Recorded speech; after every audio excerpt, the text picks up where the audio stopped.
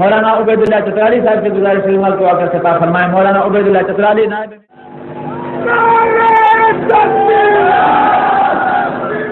اعوذ باللہ من الشیطان الرجیم. بسم اللہ الرحمن الرحیم. شہیدوں کا لہو ایک درد ہے، شہیدوں کا لہو ایک درد ہے جس کی چمک دل میں کئی چہرے بناتی ہے، کئی یادیں جگاتی ہے. حق گوئی کی تلاش میں 7 سال چترال سے ضلع بدر رہنے والے اسماعیلی آغا خانی گھرانے سے تعلق رکھنے والے مولانا عبید اللہ چترالی رحمۃ اللہ علیہ بہادری اور شجاعت اور حق گوئی کی وہ مثال قائم کی جن سے مومنوں کا جذبہ انسانی، حب الوطنی اور ایمان تر و تازہ ہوتا ہے. آج ہماری خوش قسمتی ہے کہ ہمارے اس ایکسکلوسیو ایپیسوڈ کے آنریبل گیسٹ وہ چند ہستیوں میں سے ہیں جنہوں نے شہید چترالی صاحب کو قریب سے جانتے یا ان کے متعلق معلومات رکھتے ہیں. پہلے مہمان شہید اسلام عبید اللہ چترالی کے فرزند ہیں جن کا تعارف انشاءاللہ ان سے گفتگو کے دوران مزید ہوگا. دوسرے مہمان ہمارے پروگرام میں دوسری بار ایز اے اسپیشل گیسٹ آئے ہیں. مولانا عبید اللہ چترالی شہید کا تعارف جو کتابی صورت میں شائع ہوا، اس کے متاثر ہو کر مکبر خان جی نے دلچسپی لی اور مولانا عبید اللہ چترالی شہید سے متاثر ہوئے اور وہ بھی کچھ ان کے متعلق بلکہ بہت کچھ معلومات فراہم کرنے پر رضامند ہوئے. ہم ان کے بھی بہت شکر گزار ہیں کہ وہ آج ہمارے پروگرام میں شامل ہیں. آئیے پہلے مہمان سے گفتگو کا آغاز کرتے ہوئے ان سے چند سوالات کا سلسلہ شروع کرتے ہیں جس کے ذریعے سے آڈینس کو درجہ بدرجہ یعنی سٹیپ بائی سٹیپ مولانا عبید اللہ چترالی شہید رحم اللہ کی ذات اور ان کے مشن جو کہ ان کی شہادت کی وجہ بنی اس کے متعلق مکمل آگاہی ملے. آگاہی کرتے ہیں. اسد اللہ بھائی، السلام علیکم ورحمۃ اللہ وبرکاتہ. وعلیکم السلام ورحمۃ اللہ وبرکاتہ. اسد بھائی، مولانا عبید اللہ چترالی شہید رحیم اللہ کے فرزند ہیں آپ. اپنے متعلق ایک آڈینس کو مختصر سا تعارف بتائیے. جی، بسم اللہ الرحمن الرحیم.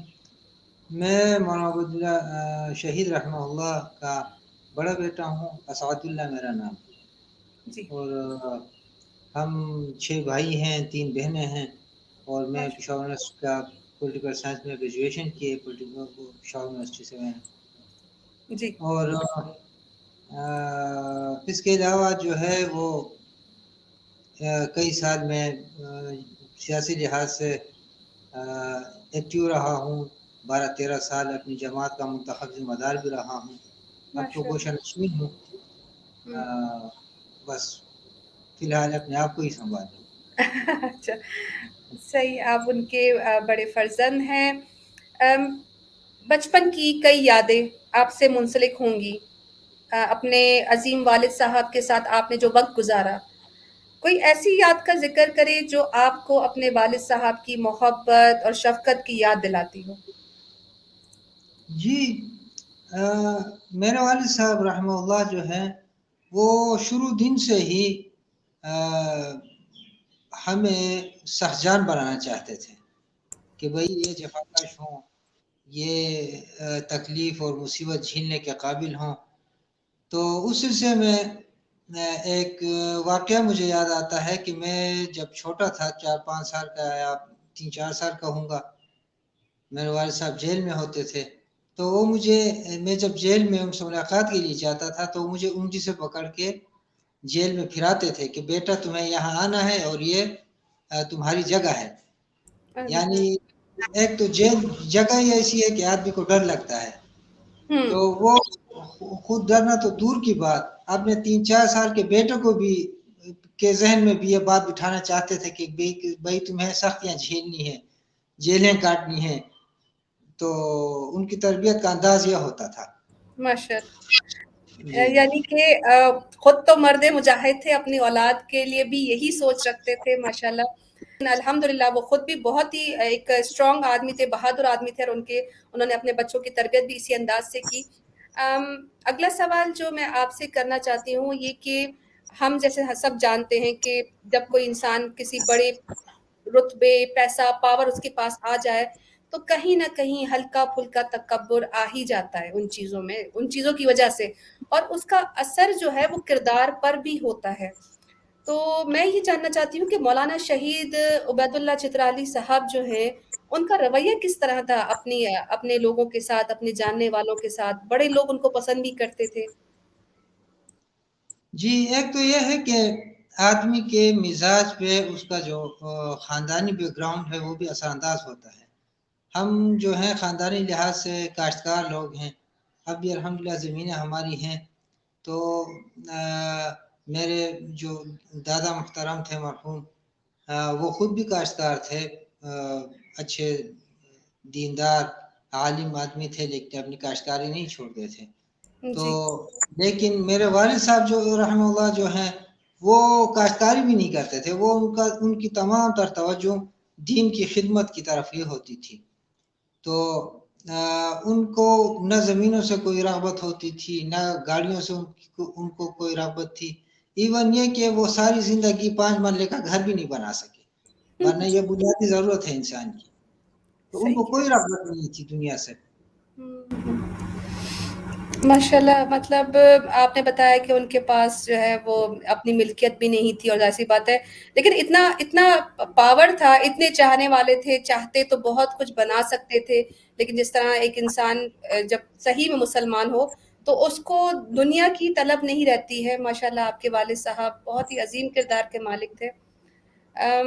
اگلا سوال جو میں آپ سے کرنا چاہوں گی وہ یہ کہ مسلمان تو ہم سب ہیں، لیکن دین اسلام کے لیے اپنی جان کو خطرے میں ڈالنا ہر کسی کا ایسا جذبہ نہیں ہوتا۔ آپ کے والد اسلام سے کتنی محبت کرتے تھے؟ یہ تو آپ نے بتا دیا کہ وہ ملکیت تک نہیں بناتے تھے، لیکن آڈینس کے لیے کہ کیا جذبات تھے ان کے اسلام کے لیے، کیا الفاظ تھے، کتنی محبت کرتے تھے وہ اپنے دین سے؟ جی محترمہ، وہ میرے والد صاحب جو تھے وہ جب چھوٹے تھے ان کی بنیادی تعلیم تو گاؤں میں ہی ہوئی تھی، اس کے بعد جو ہے ان کو پشاور بھیجا گیا اس دور میں، یہ واللہ عالم وہ کتنے سال کے ہوں گے، 10-15 سال کے ہی ہوں گے، ان کو بھیجا گیا یہاں پہ کچھ سیکھنے کے لیے، کوئی فنون سیکھنے کے لیے، لیکن چونکہ ان کا پیدائشی مزاج ہی دینی تھا تو وہ دینی علوم کی طرف متوجہ ہو گئے، اور دینی علوم انہوں نے سیکھی، دارالعلوم حقانیہ سے وہ فارغ ہوئے۔ تو وہ ایک واقعہ اپنی سناتے تھے کہ میں غالباً دوسرے تیسرے درجے کی کتابیں پڑھ رہا تھا، تو ان دنوں جنرل ایوب خان کی دور حکومت تھی۔ وہ فرماتے تھے کہ بھائی جب میں آ رہا تھا راستے میں، اچانک میرے ذہن میں بات آئی کہ اگر ابھی صدر ایوب جو ہے وہ مجھے کہے کہ عبید اللہ تم اپنا علم اور اپنا جو دینی علم ہے وہ مجھے دے دو اور میری یہ حکومت لے لو، تو میں کہوں گا کہ نہیں، اگر پوری دنیا کی حکومت بھی مجھے مل جائے اس کے عوض تو یہ میں اپنا دین اور اپنا علم کسی کو نہیں دے سکتا۔ یعنی ان کے ذہن میں اتنی بڑی اپنے مذہب اور اپنے علم کی اتنی بڑی قدر تھی کہ ماشاء وہ اللہ۔ کسی قیمت بھی اس کو بیچنا تو دور کی بات، سوچ بھی نہیں سکتے تھے کہ میں کسی دن اپنا مذہب یا اپنا علم جو ہے وہ بیچ دوں یا کسی کو دے دوں۔ ماشاء اللہ، اسلام سے محبت، اس کا اندازہ ہم اس بات سے بھی لگا سکتے ہیں۔ جنرل ایوب اس وقت بہت ہی زیادہ پاور میں موجود تھے، اور پاور کا نشہ الگ ہی ہوتا ہے، لیکن مولانا صاحب کے اپنے دین، اپنے علم سے محبت، اندازہ لگا سکتے ہیں کہ ان کے ذہن میں سوال بھی اس طرح کے آتے تھے، یعنی خود سے بیٹھے اور خود ہی سوال کر رہے اور اپنے آپ کو جج کر رہے، اپنا خود محاسبہ کر رہے، اپنے آپ کو خود تول رہے کہ میں کتنے پانی میں۔ ماشاءاللہ، شہادت سے پہلے آپ نے ان کو آخری بار کب دیکھا؟ اور اگر آپ کے ذہن میں ہوں ان کے آخری الفاظ تو ہم سننا چاہتے ہیں کہ آپ کے ذہن میں ان کے آخری الفاظ کیا رہ گئے، اور شہادت سے پہلے ان کی اس دن کی روٹین کیا تھی، وہ کیا کر رہے تھے اس وقت؟ یہ شہادت کا ان کا جو واقعہ ہے نا، تو یہ کوئی اچانک وقوع پذیر ہونے والا واقعہ نہیں ہے، اس کے پیچھے ایک گہری سازش ہے، اس کا ایک پس منظر ہے۔ تو یہ ان کی ڈائریوں میں بھی یہ بات واللہ عالم سن 1980 81 82 اس دوران انہوں نے ان کی جو ڈائریاں ہیں اس وقت کی، اس میں بھی یہ بات لکھی ہوئی ہے کہ اگر مجھے کسی نے قتل کیا تو اس قتل کا ذمہ دار آغا خانی ہوں گے. یہ ان کی ڈائری میں باقاعدہ ان کے اپنے ہاتھوں سے لکھی ہوئی ہے اور وہ میرے پاس ہے. تو انشاءاللہ اگر کسی وقت میں آپ کو بھیج بھی دوں گا. ضرور شیئر کیجیے گا. بالکل ان کے ہاتھوں سے لکھا ہوا یہ تو اس طرح ہوا کہ مقتول اپنا قاتل کا نام لکھ کر ہی چلا گیا. اتنا بڑی جی بات. جی جی بالکل. جی تو یہ ان کی شہادت کا واقعہ ایسا ہے کہ میں گاؤں میں تھا تو مجھے اطلاع ملی کہ بھائی کوئی ایسی سازش ہو رہی ہے کہ اچھا. مولانا صاحب کے کہیں پہ قاتلانہ حملہ ہوگا. تو میرا اپنے ذرائع سے مجھے یہ اطلاع ملی. تو وہ چونکہ بلوچستان میں ان کا اجلاس تھا جمعیت علماء اسلام کا مرکزی کابینہ کا اجلاس تھا تو وہاں جا رہے تھے. تو ٹاؤن چترال میں تھے تو میں ان کے پیچھے آیا وہاں پہ. ان کو میں نے بتایا کہ بھائی ایسا مسئلہ ہے, مجھے کچھ اطلاعات ملی ہے کہ بھائی آپ پر حملہ ہونے والا ہے اور یہ نہیں معلوم کہ بھائی کہاں پہ حملہ ہوگا. تو آپ مہربانی کریں اپنے باڈی گارڈ جو ہیں سرکاری یا اپنے شاگردوں یا اور کوئی پرائیویٹ گارڈ اپنے پاس رکھیں, یا اگر نہ ہو تو میں خود آپ کے ساتھ چلتا ہوں. تو انہوں نے مجھے واپس بھیج دیا. انہوں نے کہا کہ نہیں ایسا کوئی مسئلہ نہیں ہے, کچھ نہیں ہو سکتا, مجھے کوئی کیوں کچھ کہے گا. تو کافی میرے اور ان کے درمیان بحث بھی ہوئی لیکن انہوں نے مجھے بزور بھیج دیا واپس. لیکن اگلے دن میں وہ خود بھی پہنچ گئے. تو میں نے ان سے پوچھا کہ بھائی آپ نے تو مجھے بزور واپس بھیجا تھا اور آپ جا رہے تھے بلوچستان, تو آپ یہ کیا ہوا کہ آپ واپس آئے. تو انہوں نے کہا کہ بھائی یہ ہمارے گھر کے پاس ہی بلکہ گھر کے ساتھ ہی لگی ہوئی ایک زمین تھی, تو انہوں نے کہا میں نے اس کا سودا کیا ہے اور ساتھیوں کے کہنے پہ, اور یہ بس یہ میں ہینڈ اوور کر کے واپس چلے جاؤں گا. میں نے کہا تو اس کے لیے تو میں تھا, آپ مجھے کہہ دیتے ہیں. تو انہوں نے کہا کہ نہیں, یہ ساتھیوں نے کہا کہ بھائی چونکہ اسد چھوٹا ہے وہ ان باتوں کو سمجھتا نہیں ہے, اس لیے آپ خود آ جائیں. تو ان کی وجہ سے میں آیا. تو پھر مجھے بھیج دیا کہ بھائی آپ پٹواری وغیرہ کو لے آئیں جو زمینوں کے جو وہ کرتے ہیں, وہ کیا پیمائش وغیرہ کرتے ہیں, ان کا ریکارڈ رکھتے ہیں. تو ان میں سے کسی کو لے آئیں, ان کو کہیں کہ کل آ جائیں یہاں پر. تو میں ان کے پیچھے گیا, ان کو کہا تو انہوں نے کہا ٹھیک ہے. تو اگلے دن تقریباً یہ کوئی 9:30 بجے 9:45 بجے وہ آ گئے. وہ مولانا صاحب ان کے ساتھ گپ شپ کرنے لگے اور مجھے گاؤں میں کسی کام سے بھیج دیا. تو میں ابھی گھر سے نکلے تقریباً 5-10 منٹ ہی ہوئے ہوں گے کہ اچانک فائرنگ کی آواز آئی. تو ویسے میری چھٹی حص نے مجھے جواب دیا کہ بھائی کوئی مسئلہ ہے آپ واپس جاؤ. تو میں فوراً واپس آ گیا, کام ادھورا ہی چھوڑ کے. جب میں گھر پہنچا دیکھا تو فائرنگ ہو رہی ہے. جا کے وہاں پہ جہاں پر میرے والد صاحب جو ہے وہ گئے تھے, وہاں پہ گیا تو دیکھا کہ وہاں پہ فائرنگ ہو رہی ہے. وہ سامنے افضل حسین کھڑا ہے اور مختلف فائرنگ جو ہے وہ انتہائی شدید ہے. تو جب میں وہاں پہ گیا مجھ پر بھی فائرنگ ہوئی, لیکن اللہ نے بچایا. تو میں نے اب سوچا کہ بھائی خالی ہاتھ ان کا کیا کر سکتے ہیں. واپس گھر آیا, گھر میں بھی کچھ رکھنے نہیں دیتے تھے مولانا صاحب, کوئی اسلحہ وغیرہ رکھنے نہیں دیتے تھے. تو وہاں پہ بھی نہیں ملا, گاؤں میں بھی کوئی ایسا اسلحہ نہیں ملا.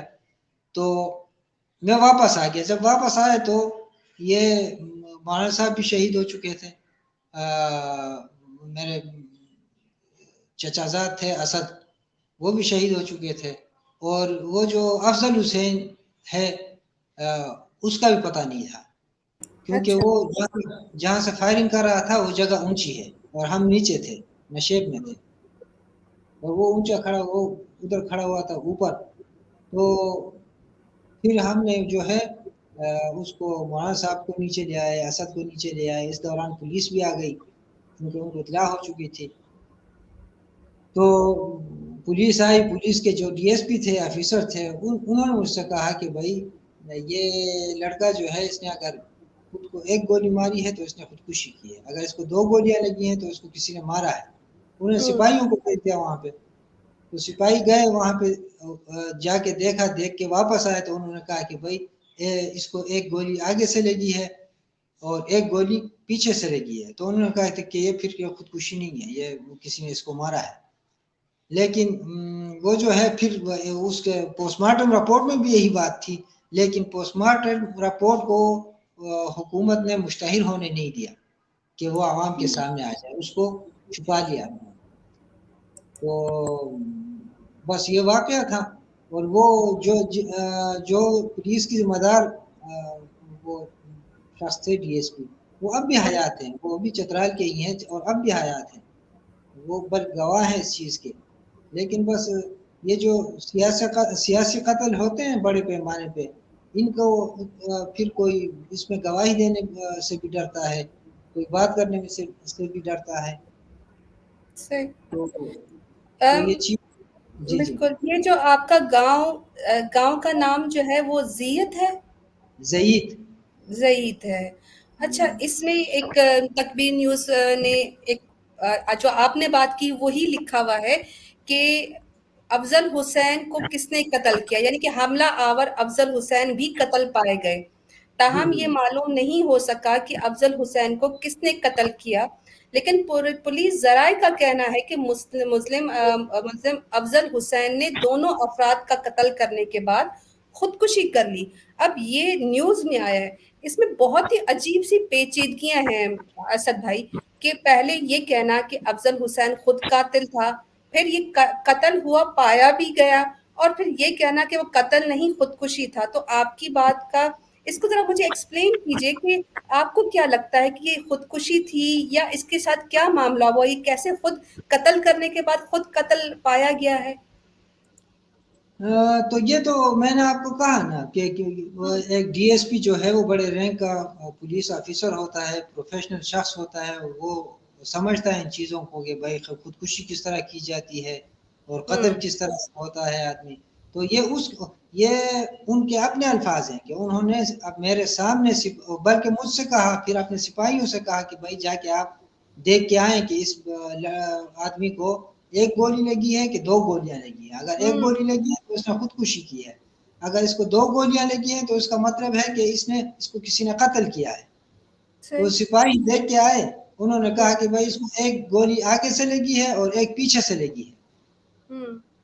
تو یہ، اور وہ ڈی ایس پی محترم جو ہیں وہ بڑے خاندانی آدمی ہیں، بہت اچھے آدمی ہیں، وہ اب بھی حیات ہیں. اگر کوئی محقق تحقیق کرنا چاہے تو باقاعدہ جا کے ان سے تحقیق کر سکتا ہے. لیکن مسئلہ یہ ہے کہ یہ جتنی اخباری اطلاعات ہوتی ہیں یہ تو سنسرڈ ہوتی ہیں، باقاعدہ حکومتی کنٹرول میں ہوتی ہیں، اور خصوصاً پولیس اسٹیٹمنٹ جو ہے وہ تو بغیر سرکاری پالیسی کے وہ ایشو کر ہی نہیں سکتے. وہ تو جو پالیسی وہ کہیں گے، سرکار جو کہے گی وہ بات وہ کہیں گے. اب آپ دیکھیں کہ بھائی یہ تو ایف آئی آر جو ہے وہ تو خالص پولیس کے ہاتھ میں ہے.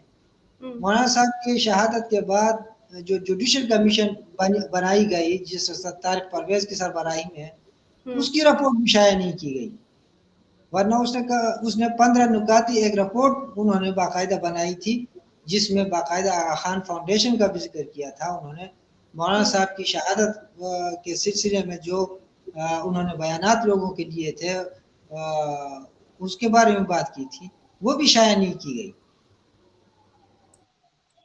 تو یہ تو باقاعدہ حکومت کی طرف سے جو بڑے پیمانے پر جو قتل ہوتے ہیں ان کو اسی طرح دبا دیا جاتا ہے.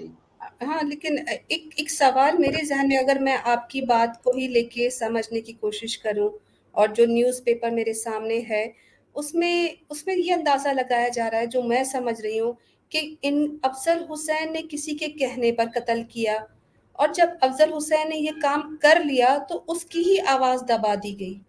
افضل حسین کا اپنا کوئی اس میں مقصد میرے خیال سے تو نہیں تھا، یہ کہ اس کو بھی کسی نے کہا کہ تم یہ کام کرو، اور جیسے ہی کام ہو گیا تو اس کو بھی قتل کر دیا گیا. اب اس کے پیچھے ایک اور بات، آپ کا ہی ایک بیان جو ہے وہ ایک نیوز پیپر نے ایڈ کیا ہے کہ اس واقعے کی تمام تر ذمہ داری آغا خان طبقے پر عائد کرتے ہیں اسد اللہ، مولانا چترالی کے نوجوان بیٹے. اسے مقامی طور پر نمایاں اثر و رسوخ کے حامل آغا خان فاؤنڈیشن کی گہری سازش قرار دیا. آپ کو کیا لگتا ہے کہ اسد بھائی، آپ نے یہ جو الزام لگایا، کیا افضل حسین کو یہ آغا خان فاؤنڈیشن نے ہی ہائر کیا تھا اس کام کے لیے؟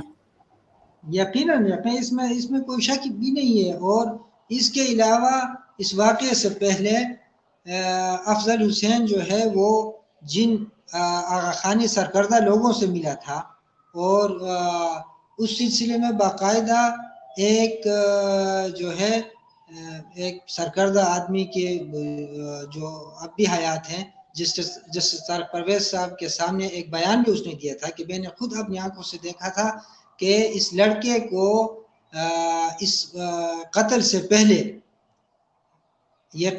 پہلے اس آدمی کا فلانے آدمی کے ساتھ میں نے بات چیت کرتے ہوئے بھی دیکھا اور اس لڑکے نے اس آدمی نے اس کو دوبارہ گاڑی میں بٹھا کر گاؤں بھیجا.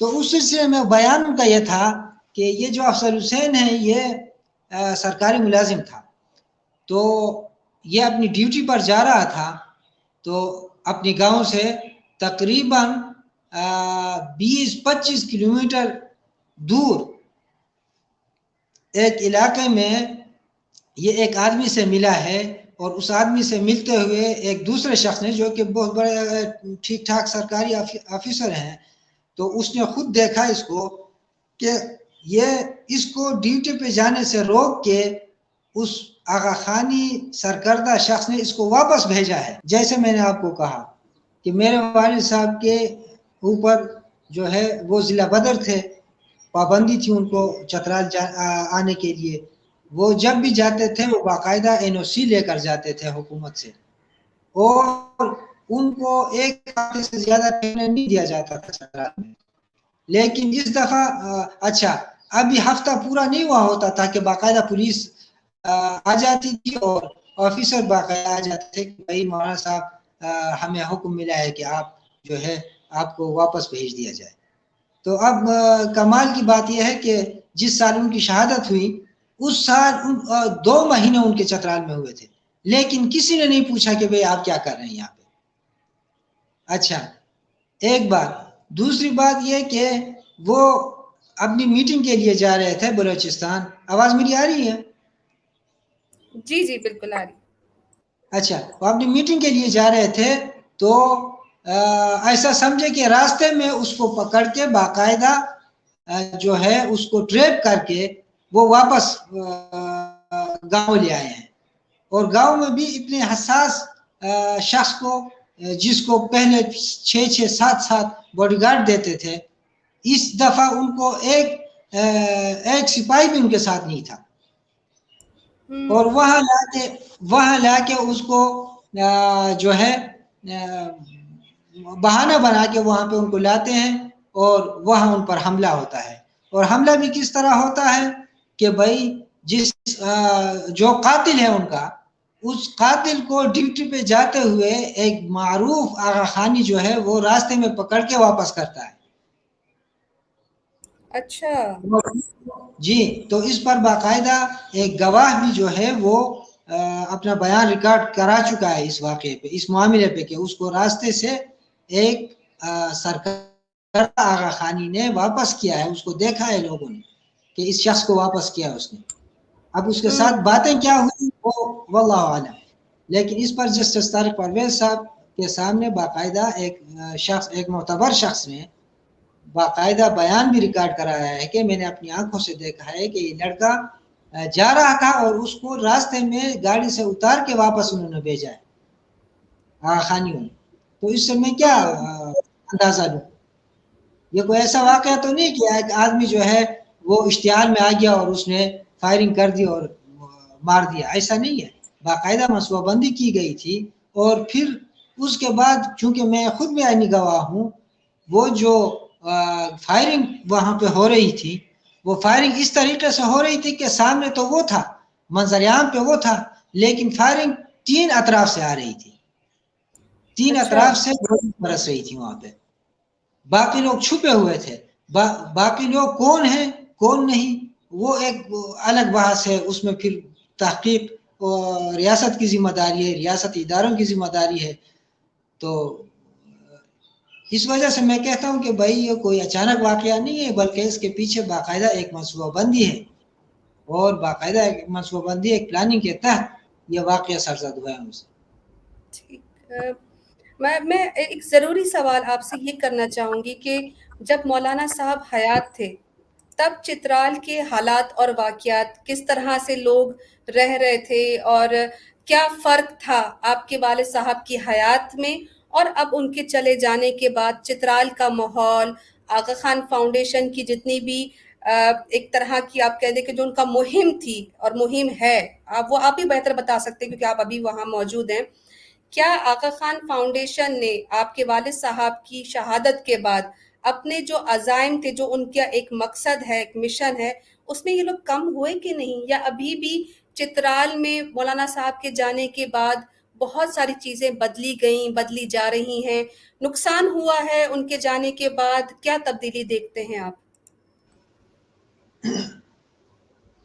جی محترمہ، یہ مولانا صاحب جب حیات تھے تو ہم نے کبھی نہیں سنا کہ کوئی مسلمان جو ہے وہ آغا خانی ہوا ہو، یعنی اپنا مذہب بدل کے وہ آغا خانی ہو گیا ہو. لیکن مولانا صاحب کی شہادت کے بعد ایک دو نہیں بلکہ کئی سو ایسے واقعات ہوئے کہ مسلمان لڑکیاں جو ہیں وہ آغا خانی ہو کر گھروں سے چلی گئی. تو آپ خود سوچیں کہ اتنا بڑا جو ہے ان کا اس پر سوسائٹی پر ان کا اتنا بڑا اثر ہے. تو ایک بات. دوسری بات یہ کہ مولانا صاحب جب تک تھے تو چترال میں پردے کی جو مثالیں دی جاتی تھی پورے پاکستان میں کہ سب سے زیادہ پردہ جو ہے، سب سے زیادہ حیاناک لوگ جو ہیں وہ چترال ہیں. اب اگر آپ دیکھیں تو جہاں کہیں بھی چترالیوں کا مجلس ہوتا ہے تو مخلوط ہی ہوتا ہے سوائے مذہبی طبقے کے. جب بھی کہیں مجلس ہوتا ہے مخلوط ہوتا ہے اور باقاعدہ اس میں ناچ گانا اس مجلس کا جو ہے لازمی حصہ ہوتا ہے، جو کہ مولانا صاحب رحمہ اللہ کے وقت میں ناممکن تھا. اس کے علاوہ تعلیمی لحاظ سے بھی جو ہے ہیلتھ میں اگر آپ چلے جائیں تو ہیلتھ میں باقاعدہ سرکاری ہاسپٹل جو ہیں، سرکاری جو جن کو ہم بیسک ہیلتھ یونٹ کہتے ہیں، BHU، یا اکثر یہ جو وہ اس کو دور دراز کے علاقے ہوتے ہیں وہاں پر BHU کے نام سے بنیادی ہیلتھ یونٹ ہوتے ہیں. اپر چترال میں اکثر ہیلتھ یونٹ جو ہے وہ سرکاری ہیلتھ یونٹ جو ہیں وہ باقاعدہ آغا خان ہیلتھ کو دیے گئے ہیں ان کا انتظام، جو کہ مولانا صاحب رحمہ اللہ کے وقت میں ناممکن تھی یہ بات کہ سرکاری جو ہے ادارے وہ آغا خان فاؤنڈیشن کے ذیلی اداروں کو دے دیے جائیں. اچھا، اس کے علاوہ اگر آپ دیکھیں تو پچھلی یہ PTI کے پچھلے دور میں کم از کم 12 ارب روپے کے منصوبے جو ہے آغا خان فاؤنڈیشن کو دیے گئے ہیں وہاں پر. تو یہ مختلف لحاظ سے جو ہے وہ اثر انداز ہو رہے ہیں اب، بلکہ ان کا اثر زیادہ ہوتا جا رہا ہے. اچھا، جب مولانا صاحب حیات تھے تو ہم چونکہ علاقے کے لوگ ہیں، ایک ہی نسل کے لوگ ہیں ہمارے، ایک گھر میں ایک بھائی آغا خانی ہے اور ایک بھائی مسلمان ہے. میرے اپنے خاندان میں بھی یہی صورتحال ہے. میرے والد صاحب رحمہ اللہ کی سگی چچا زاد بہنیں جو ہیں ایک ہی گھر میں ہم رہتے ہیں، ان کا دوسرا کوئی بھائی نہیں ہے، یہی ایک ہی بھائی ہے ان کا. اور وہ بہنیں جو ہیں وہ بیچاری آغا خانی فوت ہوئی ہیں. تو اب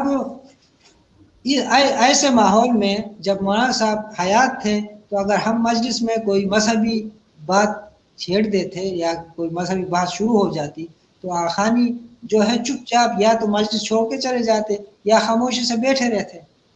اب یہ صورتحال ہے کہ وہ خود جو ہے اب سے مذہبی بات شروع کر دیتے ہیں، ان میں اتنی ہمت آ گئی ہے. یعنی تو اب یہ جو ہے ہیلتھ کا بھی میں نے آپ کو بتا دیا، سیاسی صورتحال کا بھی بتا دیا، اور جو مقامی جو ہے سوسائٹی ہے اس پر جو اثر ان کا زیادہ ہوتا جا رہا ہے اس کا بھی میں نے بتا دیا. تو آپ خود اندازہ لگا لیں کہ مولانا صاحب جو ہے وہ کس حیثیت کے آدمی تھے، آغا خان کے مقابلے میں یا آغا خان فاؤنڈیشن کے مقابلے میں یا آغا خان کے جو سیاسی عزائم ہیں ان کی راہ میں. ماشاءاللہ، کمپیریزن تو آپ نے بالکل صحیح بتایا. میں اندازہ لگا سکتی ہوں کہ جب مولانا صاحب خطاب کرتے ہیں اور میں نے ان کی ایک ویڈیو دیکھی کہ جب وہ خطاب کرتے ہیں تو ایسا لگتا ہے کہ ایک شیر چنگھاڑ ہے، اس کے سامنے جو ہے کیسے کوئی باطل کھڑا ہو سکتا ہے. اور مجھے اندازہ ہے کہ ان لوگوں کی سانسیں روک لی گئی تھی جب یہ مولانا صاحب خطاب کرتے تھے اور ان کے عزائم بتاتے تھے. چند باتیں میرے ذہن میں، ایک ایسی آپ نے حالات اور واقعات کا بھی بتایا.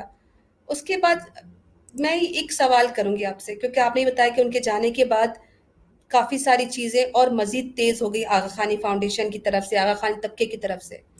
کیا میں یہ سوال کر سکتی ہوں کہ مولانا صاحب کی شہادت رنگ لائی یا ضائع گئی؟ کیا کہیں گے؟ اگر آپ دیکھیں تو ان کی شہادت رنگ لائی، یہ نہیں ہے کہ ان کی شہادت ضائع ہو گئی. ان کی مولانا صاحب رحمہ اللہ جو ہے وہ چونکہ ایک سیاسی آدمی تھے اور جو بڑے جو ہے معتدل آدمی تھے، وہ انتہا پسند نہیں تھے. معتدل اس لحاظ سے کہ وہ اپنے سیاسی مخالفین کے نزد بھی اتنے ہی محترم تھے جتنے کہ اپنی جماعت یا اپنے طبقے کے لوگوں کے سامنے. اس کی ایک دلیل میں اگر آپ کو بتا دوں، ہمارے اس میں کے پی کے میں اے این پی کے نام کا ایک وہ ہے سیاسی جماعت ہے، عوامی نیشنل پارٹی کے نام سے، جو خان عبدالغفار خان بادشاہ خان کی جماعت ہے. تو آپ مولانا صاحب نظریاتی طور پر انتہائی سخت مخالف تھے. یہ قومیت پر چونکہ جو ہے نسل پرستی کے مولانا صاحب جو ہے سخت مخالف تھے، اور اے این پی کی جو ہے بنیاد ہی نسل پرستی پر ہے. تو اس وجہ سے ان کی آپس میں سخت مخالفت ہوتی تھی. لیکن آپ دیکھیں کہ مولانا صاحب کی شہادت کے بعد جو سب سے پہلا احتجاجی مظاہرہ ہوا ہے پشاور میں، وہ اے این پی کی طرف سے ہوا ہے. یعنی وہ اتنے معتدل آدمی تھے اور اپنی مخالفت بھی اگر وہ کرتے تھے تو وہ دلائل کی بنیاد پر کرتے تھے، ذاتی عناد کی بنیاد پر یا دشمنی کی بنیاد پر یا نفرت کی بنیاد پر نہیں کرتے تھے. لیکن ان کے جو سیاسی جو ہے ہمعصر مخالفین بھی ہوتے تھے، جو کہ مخالف پارٹیوں کے ہوتے تھے، ان کو بھی سمجھ آتی تھی کہ بھائی یہ آدمی جو ہے اگر مخالفت کرتا ہے تو اخلاص کی بنیاد پر کرتا ہے، تو ان کی بھی وہ بھی ان کا احترام کرتے تھے. اور اس احترام کا سب سے بڑا ثبوت یہ ہے کہ ان کے حق میں ان کی شہادت کے خلاف جو ہے جو سب سے پہلا مظاہرہ پشاور میں ہوا ہے وہ ان کی مخالف پارٹی کی طرف سے ہوا ہے، اے این پی کی طرف سے. تو وہ ایک لبرل آدمی تھے، معتدل آدمی تھے. وہ آغا خانیت کی مخالفت کسی ذاتی عناد کی بنیاد پر نہیں بلکہ اصلاح کی بنیاد پر کرتے تھے. ہاں، اور جو آغا خانیوں کی خدمت، جو ذاتی خدمت ہوتی تھی، وہ اس میں وہ سب سے بڑھ چڑھ کر سب سے آگے ہوتے تھے. اگر کوئی ذاتی خدمت، کوئی کسی کو نوکری چاہیے ہو، کسی کو کوئی مالی مسئلہ ہو یا کسی کو کوئی کاروباری مسئلہ ہو. اچھا ایک بات میں آپ کو بتاؤں کہ یہ جو یہ افضل حسین جو تھا، اس کو میں بیچارہ ہی کہوں گا کہ بے ایمان چلا گیا بیچارہ، جو ہے دنیا بھی خراب ہو گئی، اس کی آخرت بھی اس کی خراب ہو گئی. اس کے بڑے بھائی تھے، وہ بھی بیچارے حادثے میں فوت ہو گئے یہ 2-3 سال پہلے. تو ایک حادثے میں وہ بھی فوت ہو گئے. اس کے وہ ٹھیکیدار تھے اور اس کا لائسنس جو ہے مولانا شہید رحمہ اللہ نے بنوایا تھا. اچھا. تو یہ اس میں جو ہے ذاتی لحاظ سے اگر کسی کی خدمت کی ضرورت ہوتی تھی تو اس میں پھر مذہب کا وہ نہیں کرتے تھے کہ یہ بھائی یہ مسلمان ہے یا خانی ہے، یہ نہیں دیکھتے تھے. بھائی یہ انسان ہے بس. نہیں ماشاءاللہ، کتنی اچھی بات آپ نے بتائی کہ وہ جب مدد کرنے پہ آتے تھے تو نہیں سوچتے تھے کہ آغا خانی ہے یا سنی ہے یا شیعہ ہے، وہ ہر کسی کی انسان سمجھ کر ہی مدد کرتے تھے بنا بھید و بھاؤ کے. آپ نے قومیت کی بھی بات کی تو واقعی شخصیت پرستی ہو گئی، قومیت ہو گئی، تو یہ تو ہمارے اسلام کا نظریہ ہی نہیں. ہم سب ایک ہی ہیں اور ایک ہی نسل سے ہیں اور اللہ سبحانہ تعالیٰ کے بندے ہیں. قومیت کی بنا پر کوئی اختلاف اگر انہوں نے اپنی کسی جماعت سے کیا تو یہ ایک اسلامی نظریہ تھا، وہ ان کا اپنا نظریہ بھی نہیں تھا. تو ماشاءاللہ مولانا صاحب تو اسلام دین کو پڑھا بھی، سمجھا بھی اور بہت اچھے طریقے سے. سوال میں یہ کروں گی کہ جب وہ دعوت کرتے تھے اسماعیلی جماعت کو تو ان کا لہجہ اور ان کا طریقہ کیا ہوتا تھا، اور کیا ان کی دعوت کے کا اثر کسی آغا خانی طبقے پر ہوا، انہوں نے اسلام قبول کیا؟ کیا آپ کے پاس کتنا ریشو ہے، کتنے لوگوں نے اسلام قبول کیا ہوگا ان کی حیات میں؟ مجھے آج بھی یاد ہے کہ آغا خانیت کے خلاف یہ بعض لوگ یہ کہتے ہیں کہ مولانا چترال نے آغا خانیت کے خلاف تحریک شروع کی. یہ بات مکمل طور پر درست نہیں ہے. انہوں نے کسی کے خلاف تحریک شروع نہیں کی، بلکہ رد عمل میں انہوں نے اپنا موقف بیان کیا ہے. یہ دلچسپ بات ہوگی، ممکن ہے آپ کو یہ بات معلوم نہ ہو. نہیں، مجھے نہیں معلوم تھی. میں تو یہی سمجھتی تھی کہ آپ نے جو مولانا عبید اللہ رحم اللہ ہیں شہید، انہوں نے تو آغا خانیت کے خلاف، کیونکہ ہمارے پاس تو یہی کیونکہ ہم تک جب رپورٹ پہنچی تو یہی پتہ چلا کہ آپ نے آغا خانیت کا رد کیا ہے. پر آپ جو بات بتا رہے ہیں میں اس پہ مزید آپ کی رہنمائی چاہوں گی. جی، وہ مسئلہ یہ ہے کہ یہ ہمارے آغا خانی جو ہیں ان کا طریقہ واردات یہ ہے کہ یہ خود کوئی فساد شروع کر دیتے ہیں. شروع کرنے کے بعد چونکہ ان کے پاس دلائل نہیں ہوتے تو پھر جب ان پر سامنے والا اگر حاوی ہو جائے تو پھر یہ اپنے آپ کو مظلوم پیش کرتے ہیں دنیا کے سامنے. واقعہ یہ ہوا ہے کہ آغا خانیوں نے قرآن کی غلط تفسیر بیان کی. بلبل شاہ کے نام کا ایک مشنری تھا، اس نے کسی مجلس میں قرآن کی غلط تفسیر بیان کی. وہاں پہ چونکہ پہلے مخلوط جو ہے مجلسیں ہوتی تھی، اس میں کوئی مسلمان بیٹھا ہوا تھا، اس نے وہ بات باہر آ کے کہہ دی کہ بھائی تم لوگ تو جو کسی عالم کے سامنے اس نے یہ بات کہی کہ بھائی تم تو غلط بیان کر رہے ہو، وہ فلانے مشنری نے تو یہ کہا ہے. تو اب چونکہ مولانا صاحب رحمہ اللہ پشاور میں ہوتے تھے تو چترال کے علماء نے مولانا صاحب رحمہ اللہ کو باقاعدہ طور پر وہاں پہ بلایا کہ بھائی آپ اس کا جواب دیں. تو اب انہوں نے جو ہے اس کا چونکہ وہ بات پھیل گئی تھی، وہ قرآن کی جو غلط تشریح تھی، غلط تفسیر تھی، وہ پھیل چکی تھی. تو مولانا صاحب جب آئے تو انہوں نے مختلف جگہوں پر باقاعدہ طور پر قرآن کی تفسیر بیان کی، انہی آیات کی تفسیر بیان کی جن آیات کی غلط تفسیر بلبل شاہ نے بیان کی تھی. تو اس سلسلے میں جب مختلف جگہوں پہ وہ ہوئے اجتماعات ہوئے ہیں تو ایک بڑا اجتماع انہوں نے ایک علاقہ ہے بونی کے نام سے، وہاں پہ انہوں نے رکھا تاکہ تمام لوگوں کو یہ پتہ چل سکے کہ یہ مشنری صاحب جو ہیں اس نے قرآن کی غلط تفسیر بیان کی ہے، لوگ گمراہ نہ ہو اس نیت سے. تو جب لوگ وہاں پہ مسجد میں اکٹھے ہوئے، جس مسجد میں اجتماع تھا وہاں پر اکٹھے ہوئے تو آغا خانی آئے اور انہوں نے مسجد پہ حملہ کیا. یہ غالباً سن 1981-82 کی بات ہے. تو انہوں نے مسجد پر حملہ کیا، جو اجتماع کے جو شرکاء تھے ان پر حملہ کیا، ان میں سے کئیوں کو زخمی کیا اور جو ہے پولیس دیکھتی رہی. اور جب اجتماع کے جو شرکاء ہیں جب وہ مشتعل ہوئے تو مولانا چترالی شہید رحمہ اللہ نے ان کو کنٹرول کیا کہ بھائی یہ لوگ جو ہیں ان کے پاس کوئی دلیل نہیں ہے، ہم ان کو قائل کرنے کے لیے آئے ہیں، یہ بھی ہمارے ہی بھائی ہیں. تو اب اگر ہم ان سے لڑ پڑیں تو ہمارے اس اصلاحی تحریک کا فائدہ ہی کیا ہے. تو ان کو کنٹرول کیا، ہزاروں لوگوں کو مولانا صاحب نے کنٹرول کیا کہ بھائی آپ خیر ہے، آپ مار کھائیں، ان کے ساتھ نہ لڑیں. تو اس دوران جو ہے انہوں نے مسجد کی بھی حرمت بھی کی، مسجد کے اندر گندگی پھینکی، پتھراؤ کیا، مسجد پر آگ لگانے کی کوشش کی. تو یہ بات جو ہے یہ بات پھیل گئی کہ بھائی آغا خانیوں نے مسجد پر حملہ کیا ہے. یہ پھیلتے جب ٹاؤن چترال پہنچی یہ بات تو ٹاؤن چترال کے میں چونکہ آغا خانیوں کی آبادی نہیں ہے، وہ 100% مسلم اکثریتی علاقہ ہے.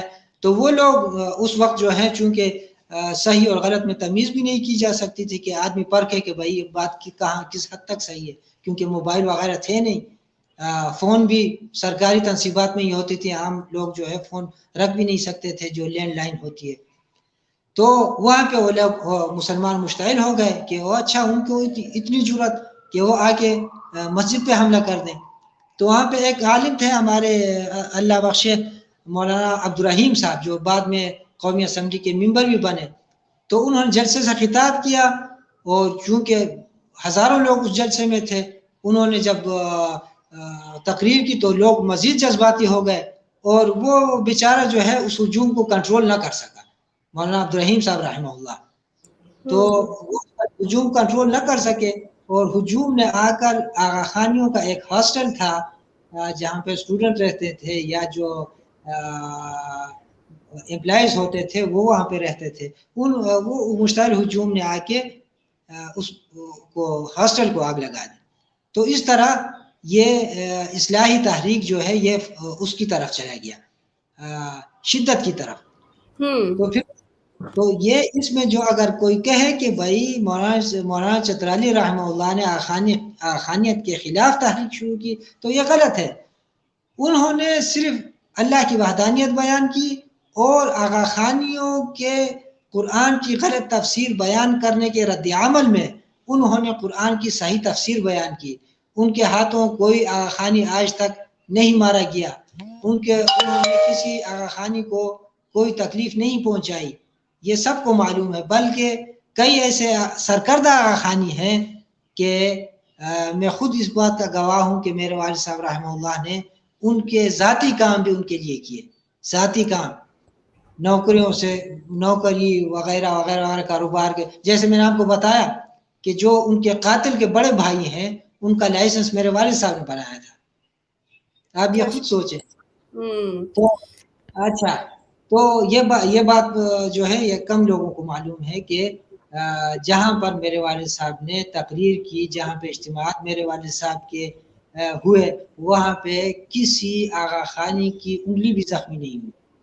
اور جہاں پہ آغا خانی جو مارے گئے اور مسلمان بھی شہید ہوئے ہیں تو وہ وہاں پہ میرے والد صاحب نہیں تھے, بلکہ اس واقعے کی جگہ سے میرے والد صاحب کم از کم 75-80 کلومیٹر دور تھے. اچھا جی, تو یہ میرے والد صاحب رحمہ اللہ کے بارے میں یہ کنسپٹ بالکل غلط ہے کہ ان کی وجہ سے کوئی آغا خانی مارا گیا ہے یا کسی آغا خانی کو تکلیف ہوئی ہے. وہ انتہائی امن پسند آدمی تھے. وہ گھر میں پستول رکھنے بھی نہیں دیتے تھے مجھے. میں خود اگر چاہتا بھی تو مجھے نہیں رکھنے دیتے تھے. اچھا, آپ نے ایک بات اور کہی تھی کہ ان کی شہادت کے بعد کوئی وہ ہوا, ان کی شہادت کو کوئی فائدہ ہوا. یقیناً فائدہ ہوا. دیکھیں کہ میرے والد صاحب کی شہادت کے بعد ابھی تک 2 دفعہ جو ہے علماء قومی اسمبلی اور صوبائی اسمبلیوں میں پہنچے. وہاں پر باقاعدہ انہوں نے یعنی پہلے یہ ہوتا تھا کہ علماء کے ہاتھوں میں کوئی اختیار نہیں ہوتا تھا. تو جی جی والد صاحب کی شہادت کے بعد 2 دفعہ جو ہے علماء اسمبلیوں میں پہنچے جو کہ صاحبان اقتدار کا سب سے مضبوط ادارہ ہے. اس کے علاوہ افغانستان میں جو ہے افغانستان میں طالبان کی زبردست حکومت آ گئی, انہوں نے جو ہے اپنے آپ کو منوا لیا. یہ بھی میرا جہاں تک وہ ہے خیال ہے میرے والد صاحب کا کردار اس میں بہت زیادہ ہے. خود بالکل اپنے طالبان وہ ہے رہنما ہے, وہ خود بھی تسلیم کریں گے کہ بھائی ان کا بہت بڑا ہاتھ تھا اس میں. تو میرے والد صاحب رحمہ اللہ کی شہادت جو ہے وہ رنگ لائی, یقیناً رنگ لائی. جو لوگ خانیوں کی جو سیاسی سرگرمیاں تھیں وہ کسی حد تک کنٹرول ہو گئی, اگر کنٹرول نہیں ہوئی تو ان کا رفتار کچھ کم ہو گیا. تو اللہ کرے کوئی ایسی شخصیت اور سامنے آئے کہ جس کو اللہ نے بصیرت بھی دی ہو, بصارت بھی دی ہو اور جرأت بھی دی ہو, علمیت بھی دی ہو, جس طرح میرے والد صاحب رحمہ اللہ تھے, اور وہ پھر باطل کے سامنے جو ہے وہ ایک دیوار بن جائے. ہم تو دعا ہی کر سکتے ہیں. آمین آمین. بہت بہت پیاری دعا. اسد اللہ بھائی, بڑی خوش نصیبی کی بات ہے, وہ والد بھی عظیم ہے اور ماشاءاللہ جتنی جرأت آج آپ کر رہے ہیں, میرے خیال سے اس وقت تک ہمارے اتنے پروگرام رہے, اتنا کچھ ہوا, جتنی جرأت آپ نے دکھائی ہے اس علاقے میں رہنے کے باوجود جہاں پر آپ کے والد صاحب کو شہید کیا گیا, اور آپ میں ذرا بھی خوف اور ڈر نہیں. ماشاءاللہ آپ اسی مرد مجاہد کے ہی بیٹے ہیں، اور آج اللہ سبحانہ تعالیٰ نے آپ پر اتنی بھاری ذمہ داری دی تھی کہ آپ اپنے والد صاحب کے جانے کے بعد ان کے نام پر جو جو باتیں کی گئیں آپ نے بڑے اچھے اور خوبصورت طریقے سے ان سب کا رد کیا، اور یہ بھی بتایا کہ ہم مظلوم ہیں کیونکہ ہمارے قرآن پر وار ہوا، ہمارے دین پر وار ہوا، ہمارا اتنا عظیم شخص ہم سے چھین لیا گیا. اور آگے سے یہ لوگ کہتے ہیں کہ ہم بڑے پیسفل کمیونٹی ہیں، ہم کسی کو تنگ نہیں کرتے، لیکن آپ بھی گواہ ہیں، میں بھی گواہ ہوں کہ پہلا وار ہمیشہ یہی کرتے ہیں، ہمارے اسلام دین پر وار کرتے ہیں، ہماری عظیم شخصیات پہ کرتے ہیں. اب سوچئے کہ آپ کے والد صاحب عبید اللہ چترالی رحم اللہ شہید کو شہادت نصیب ہوئی، اکبر علی غلام حسین صاحب کو کراچی میں شہید کیا گیا، اور اس کے پیچھے بھی آغا خان فاؤنڈیشن کا ہی ہاتھ ہے، آپ بھی اس چیز کو جانتے ہیں. تو کتنا صبر کیا جائے، دین اسلام کا تحفظ کرنے والے ہی ختم کر دیے جا رہے ہیں. آغا خان کے جو آپ نے ایک سیاسی بات کی کہ ان کے سیاسی عزائم اب کافی حد تک رک چکے ہیں. آپ کے والد صاحب کے دور میں ان کا نقشہ بھی بنا تھا اسماعیلی ریاست کا، ان کا جھنڈا بھی بنا، ان کا قومی ترانہ بھی بنا، اس کے علاوہ ان کی فوج بھی چترال میں لائی گئی، اس کو باقاعدہ ٹریننگ دی گئی. ابھی آپ ایسا کچھ دیکھتے ہیں؟ کیا وہ چیز رک گئی ہے، بالکل ختم کر دی گئی ہے، یا ابھی بھی یہ لوگ کر رہے ہیں؟ کیا آپ کا بھی مشاہدہ ہے؟ یہ فوج کی جو بات کی ہے وہ تو ان کی جماعت کا جو ہے ایک لازمی حصہ ہے. وہاں پر باقاعدہ رینک ہیں ان کے، جس طرح ہماری فوج میں کیپٹن ہوتا ہے، لیفٹیننٹ ہوتا ہے، کرنل ہوتا ہے، باقاعدہ اس کے رینک ہیں، اور وہ ان کی یونیفارم ہے، اور جو ہے ان کو رضاکار کے طور پر یہ جو ہیں لوگوں کے سامنے تو ان کو رضاکار کہتے ہیں، لیکن ان کی باقاعدہ ٹریننگ بھی ہوتی ہے. اچھا، ایک اور بات میں آپ کو بتاؤں کہ افغانستان میں یہ امریکہ کے آنے سے پہلے جب طالبان کا وہ تھا، طالبان کی حکومت تھی، تو اس وقت طالبان نے افغانستان میں ایک علاقہ ہے، آغا خانی اکثریتی علاقہ ہے وہ، نام وخان. تو جی نہیں واخان نہیں، وخان. واخان تو اچھا. ہے، واخان ہے ہی، لیکن اس کے ساتھ ایک علاقہ میں میرے ذہن میں جب اگر آ جائے تو میں آپ کو میسج کر دوں گا. خیر وہ میرے جی. اس میں جہاں پر انہوں نے باقاعدہ پارلیمنٹ بھی بنائی تھی، تو وہاں پر جب طالبان نے اس علاقے پر قبضہ کیا تو وہاں سے ایسی دستاویزات ملی کہ جس میں باقاعدہ طور پر ان لوگوں کے نام تھے کہ جو وہاں جا کے فوجی تربیت جنہوں نے لی تھی، ان کی باقاعدہ لسٹیں وہاں سے برآمد ہوئی کہ جو لوگ چترال سے جا کے وہاں پر فوجی ٹریننگ جنہوں نے لی تھی ان کی باقاعدہ لسٹیں طالبان کے ہاتھ لگی. تو یہ اتنے منظم لوگ ہیں، لیکن ہر چیز کو خفیہ انداز سے کرتے ہیں. یہ ہمیں سب کو معلوم ہے، یہ میرے خیال میں پہلے کسی نے آپ کو یہ بات نہیں بتائی، میں برملا یہ بات کہتا ہوں کہ میرے اچھا. والد صاحب کی شہادت میں ایک بڑا فیکٹر اس کا بھی ہے کہ بھائی ان کے ہاتھوں چونکہ ایسے دستاویزات لگی تھی کہ ان کا سب کچھ سامنے آنے والا تھا. اس میں باقاعدہ نقشے بھی تھے کہ باقاعدہ جہاں جہاں پر ان کے اسلحے کے ڈپو ہیں، جہاں جہاں پر ان کے ٹریننگ سینٹر ہیں، جن لوگوں نے ٹریننگ لی ہے، ان تمام چیزوں کی تفصیلات ان دستاویزات میں موجود تھی. ابھی جی چترال میں ان کا اپنا کوئی ایسا ارادہ دوبارہ سے شروع ہوا ہے اپنا اس ریاست بنانے کا؟ یہ ان کی ریاست بنانے کا جو ارادہ نہیں، تو وہ تو آلریڈی ان کا ارادہ نہیں، بلکہ اس سلسلے میں یہ کوششیں بھی کر رہے ہیں، اور اس سلسلے میں مختلف اب پہلے جو ہے خانی ریاست کے نام سے تو یہ نہیں کر رہے ہیں، لیکن بلوارستان کے نام سے ایک علیحدہ کی پسند تحریک جو ہے وہ چل رہی ہے. تو اس میں ذرائع کے مطابق، جو باخبر ذرائع ہیں ان کے مطابق اس کے پیچھے اصل ہاتھ ان لوگوں کا ہے. یہ جو بلوارستان کی تحریک ہے، ان کا اس کے پیچھے اصل جو ہے وہ ہاتھ جو ہے ان لوگوں کا ہے، ان لوگوں کے پیچھے. تو ان کا باقاعدہ نقشہ بھی ہے اس ریاست کا، جس میں چترال بھی شامل ہے، کوہستان کے کچھ علاقے اس میں شامل ہیں، گلگت مکمل اس میں شامل ہے، واخان کے کچھ علاقے اس میں شامل ہے، بدخشان کے بھی جو ہے، یہ واخان بدخشان کا ایک تقریباً حصہ ہے، لیکن جو پراپر بدخشان ہے اس کا بھی کچھ حصہ جو ہے اس میں اس نقشے میں موجود ہے. وہ اگر آپ خود بھی تحقیق کریں تو عام طور پہ گوگل پہ بھی وہ نقشہ موجود ہے ان کا. جی بالکل بالکل. کافی سارے علاقوں کے نام اس اخبار میں بھی لکھے ہوئے، اس اخبار کے بارے میں بھی بتائیں گے. چترال کا حصہ ہے، اس کے بعد بدخشان ہے، بیروغیل ہے، گلگت، مطلب اس سارے علاقوں پر آغا خان کا ایک ہیڈنگ میں نے اس میں پڑھی تھی اس نیوز پیپر میں کہ بے ریاست تاجدار آغا خان نے اپنی ریاست کے قیام کے لیے پاکستان کے شمالی علاقوں کا انتخاب کر لیا ہے.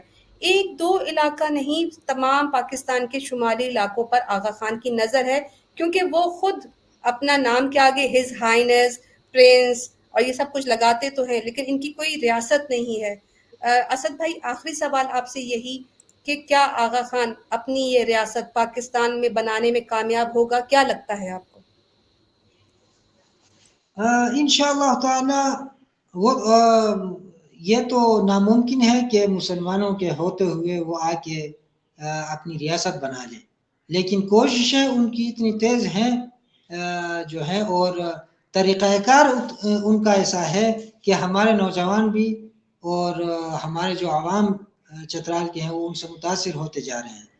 یقیناً وہ اپنی مذہب تو کوئی مسلمان بھی نہیں چھوڑے گا کہ جو تھوڑا سا بھی علم رکھتا ہو اپنے مذہب کا، لیکن یہ ہے کہ سیاسی طور پر ان کو قبول کرنے کی جو وہ ہے سوچ ہے، وہ آہستہ آہستہ لوگوں میں پیدا ہو رہی ہے. تو وہ اپنی کوشش کر رہے ہیں، لیکن انشاءاللہ تعالی اپنی اس میں کامیاب، اپنی ان کوششوں میں انشاءاللہ کامیاب نہیں ہوں گے نہیں ہو جب تک پائیں گے.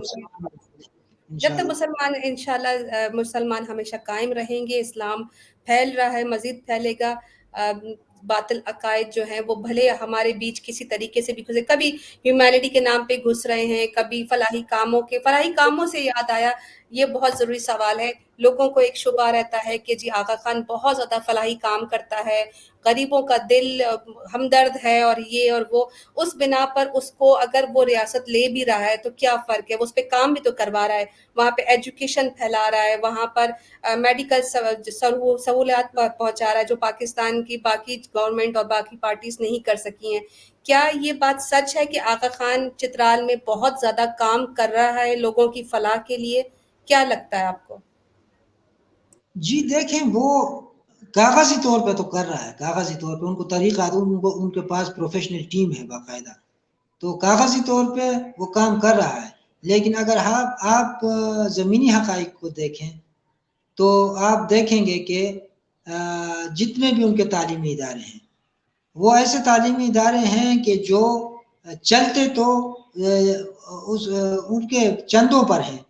UNDP اور اقوام متحدہ کے جتنے ذیلی ادارے ہیں، ورلڈ بینک ہے، مختلف حکومتیں ہیں، ان کے ڈونر ہیں، تعلیم کے نام پر ان سے ڈونیشن وہ لیتے ہیں.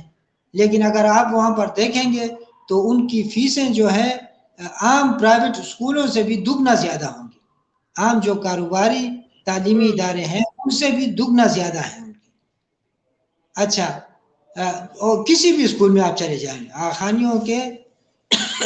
خان ایجوکیشن کے زیر انتظام چلنے والے کسی بھی اسکول میں آپ چلے جائیں تو ان کی فیس جو ہے وہ عام پرائیویٹ اداروں سے دگنا زیادہ ہے. تو اس لیے میرا یہ خیال ہے کہ یہ رفاہی ادارے نہیں ہیں، یہ کاروباری ادارے ہیں، کہ جو چندوں ایسے کاروباری ادارے کہ جو چندے بھی لے رہی ہے اور فیسیں بھی لے رہی ہے. اچھا، ہیلتھ کی طرف اگر آپ آئیں تو ان کے جتنے بھی ہاسپٹل ہیں، چاہے وہ کراچی میں ہیں چاہے چترال میں ہیں، وہاں پہ اگر آپ چلے جائیں تو وہ ان ہاسپٹلز کی فیسیں جو ہیں کسی بھی پرائیویٹ ہاسپٹل کی فیسوں سے دگنا زیادہ ہیں. اگر پیرسٹامول کا ایک پلتا جو ہے عام جگہ پہ 10 روپے کا آتا ہے تو یہ 20 روپے کا آپ کو دیں گے. تو میرا جہاں تک خیال ہے کہ یہ رفاہی اداروں کے نام پر یہ اصل میں کمائی کر رہے ہیں، رفاہی ادارے کہیں پر بھی نہیں ہیں۔ اچھا، جو میں نے آپ کو بتایا کہ یہ پی ٹی آئی کے پچھلے دور میں ان کو کم از کم 12 ارب روپے کی بجٹ ان کو دی گئی منی ہائیڈل پاور اسٹیشن بنانے کے لیے۔ اب آپ خود تحقیق کر سکتی ہیں 12 ارب روپوں سے جتنے منی ہائیڈل پاور اسٹیشن بنائے ہیں ان میں سے کتنے جو ہیں ابھی تک اب کام کر رہے ہیں؟ میرے خیال میں 2-3 بھی ایسے نہیں ہیں کہ جو کام کر رہے ہیں۔ تو کہاں گئے وہ پیسے؟ تو یہ جو پیسے ان کو آتے ہیں یہ ان پیسوں سے انتظامی عہدوں پر براجمان سرکردہ افراد کو خریدتے ہیں، ایسے علماء جو معاشرے پر اثر انداز ہو سکتے ہیں ان کو خریدتے ہیں، ایسے سیاسی لوگ جو کہ معاشرے میں ایک مقام رکھتے ہیں ان کے باقاعدہ انہوں نے وظیفے مقرر کیے ہیں۔ تو یہ سارے پیسے وہاں پہ جاتے ہیں، یہاں سے کماتے ہیں عوام سے اور وہاں پہ لے جا کر ان کے منہ بند کر دیتے ہیں۔ باقی کوئی رفاہی کام اگر ایسا ہے یہ خود بتا دیں کہ بھائی ہم نے ایسا رفاہی کام چترال میں کیا ہے کہ جو کسی کو دکھانے کے قابل ہے۔ بالکل صحیح کہیں پر بھی نہیں۔ یعنی کہ اسد اللہ بھائی پیسہ عوام کا، تعاون گورنمنٹ کا، ڈونیشنز آ رہی ہیں بڑی بڑی ڈفرینٹ قسم کی، یو این او اور وہ ہیومینٹی کے نام پر پیسے یہ بہت زیادہ لے رہے ہیں، لیکن عوام کو یہ ظاہر کر رہے ہیں کہ ہم کر رہے ہیں، پیسہ بھی میرا ہے، میری سوچ ہے، جبکہ لوگوں کو یہ چیز سمجھ نہیں آ رہی کہ یہ انسان تمہارا ہی پیسہ تم سے ہی لیا ہوا تم ہی کے اوپر لگاتا ہے اور اس پر پھر دوبارہ کاروبار بھی کر رہا ہے، جب اسی سے پیسے کما کر چند روپے تمہیں دکھا دیتا ہے کہ یہ دیکھو اسکول بن گیا، لیکن وہ اسکول پھر بھی فری نہیں ہے، میڈیکل ہے تو وہ بھی تمہارے پیسوں سے بلڈنگ بنی ہے۔ آپ نے جس طرح بتایا کہ گورنمنٹ نے وہاں پر میڈیکل انسٹیٹیوشنز آغا خان کو چلانے دے دی ہیں، تو اس پرائیویٹ سارا کچھ آغا خان کو پرائیویٹ کر دیا گیا، تو اس سے تو صاف پتہ چل رہا ہے کہ بہت بڑی ایک گیم چل رہی ہے۔ لیکن اللہ سبحانہ تعالیٰ چترال کو، شمالی علاقہ جات کو اور پورے پاکستان کو تمام باطل جتنے بھی عزائم ہیں جن کے بھی ہیں ان سے محفوظ رکھے۔ آپ کے ساتھ بہت اچھی گفتگو رہی، آپ نے اپنے والد صاحب کی پرورش کا حق ادا کیا، اتنی ہمت اور جرت دکھائی۔ اسد اللہ بھائی، آپ کے والد صاحب کی شہادت صرف یہ آپ کا غم نہیں، یہ ہم تمام پاکستانی مسلمانوں کا غم اور نقصان تھا۔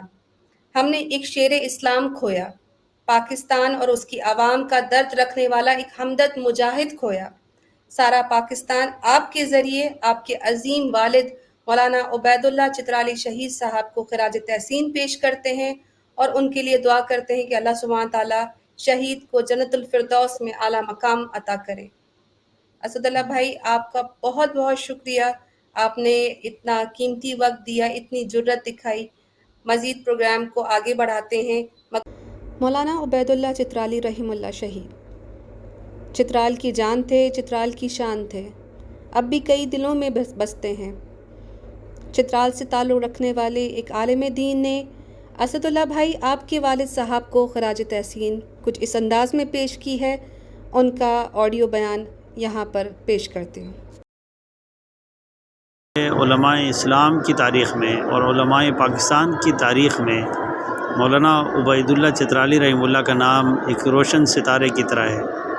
عام انسان نہیں تھا، اللہ تبارک و تعالیٰ کی طرف سے وہ ہمارے لیے، ملک پاکستان کے لیے اور بالخصوص چترال کے لیے ایک تحفہ تھا، ایک نعمت تھا، لیکن اس نعمت سے ہم آج محروم ہیں۔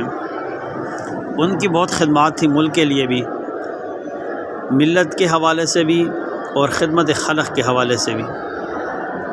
جہاں تک چترال کی بات ہے، چترال کے اندر جتنے بھی فتن پیدا ہوئے ہیں اور جو پیدا ہونے جا رہے ہیں، ان کے حوالے سے یہ پیشنگوئیاں مولانا رحمہ اللہ پہلے سے کر چکے تھے۔ اللہ نے بہت دانشمندی عطا فرمائی تھی، بڑے دانشور انسان تھے، عقل مند اور موقع شناس انسان تھے، دور اندیش انسان تھے۔ وہ سمجھ جاتے تھے کہ کیا ہونے جا رہا ہے ہمارے ملک میں، اور یہودیوں کے جو منصوبے ہیں وہ منصوبے ہمارے ملک میں انہوں نے کس طریقے سے پھیلانے کی کوشش کی، اور ملک کے لیے منصوبہ بنایا گیا، ہمارے قوم کے لیے ان منصوبوں کے لیے استعمال کس کو کیا گیا؟ یہ ساری چیزیں وہ چیزیں ہیں جن کا ہمیں علم نہیں، لیکن مولانا صاحب کو کئی سال اس وقت میں ذرائع ابلاغ بھی نہیں تھے۔ جو آج کے ہمارے پاس ساری چیزیں موجود ہیں، نیٹ سے لے کر موبائل ساری چیزیں موجود ہیں جس سے ہمیں معلومات حاصل ہوتی ہے، مولانا رحمہ اللہ کے دور میں وہ نہیں تھا۔ لیکن پھر بھی مولانا رحمہ اللہ نے ساری چیزوں سے پہلے ہی ہمیں پیشن گوئی کر کے بتا دیا تھا کہ یہودیوں کی ایک بہت بڑی سازش یہ ہے کہ انہوں نے یہاں ملک پاکستان میں آغا خانیوں کو استعمال کرنا ہے، چونکہ آغا خان ان کا جو امام ہے وہ وہاں پل رہا ہے، اور اس کے ذریعے سے انہوں نے یہاں اپنی سرگرمیاں تیز کرنی ہیں۔ ان سرگرمیوں کے لیے آغا خانیوں کو استعمال کیا جا رہا ہے، اور یہ مولانا صاحب بتاتے رہے اپنی زندگی میں، بار بار بتاتے رہے، اور سب کو علم ہے، یہ آن دی ریکارڈ بات ہے، کوئی خفیہ بات تو اس میں ہے نہیں ہے۔ لیکن مولانا صاحب کے جانے کے بعد وہ ساری چیزیں ظاہر ہوئیں کہ آگے ہونے کیا جا رہا تھا، جو مولانا صاحب ہمیں آگاہ کر کے چلے گئے۔ اللہ مولانا صاحب کی مغفرت فرمائے۔ بہت ساری وہ چیزیں مولانا صاحب ہمیں دے گئے جن کا ہمیں علم تک نہیں تھا، ہماری اولاد کو علم نہیں تھا۔ مثال کے طور پر مولانا صاحب نے چترال کے اندر آغا خانیت کے خلاف جو آواز اٹھائی، تو آغا خانیوں کو چترال، گلگت، ان علاقوں میں کوئی غیر مسلم نہیں سمجھتا تھا، لوگ اپنے بچیوں کے رشتے ان کے ساتھ کراتے تھے۔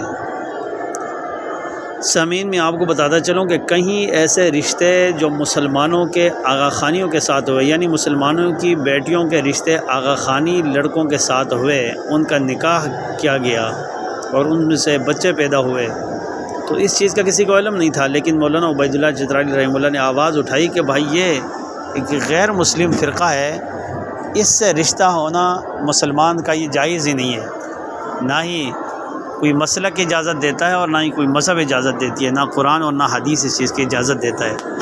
وہ ظاہر سی بات ہے، ایک بندہ آپ کے قرآن کو نہیں مان رہا ہے، حدیث اس کی علیحدہ ہے، اذان علیحدہ ہے، نماز علیحدہ ہے، کلمہ علیحدہ ہے، اس کا امام علیحدہ ہے، ساری چیزیں جب اسلام کے مخالف ہیں، اسلام کچھ کہتا ہے اور وہ کچھ کہتے ہیں، پھر ظاہری سی بات ہے وہ تو اسلام سے خارج فرقہ ہے، پھر اسلامی فرقہ تو نہ ہوا۔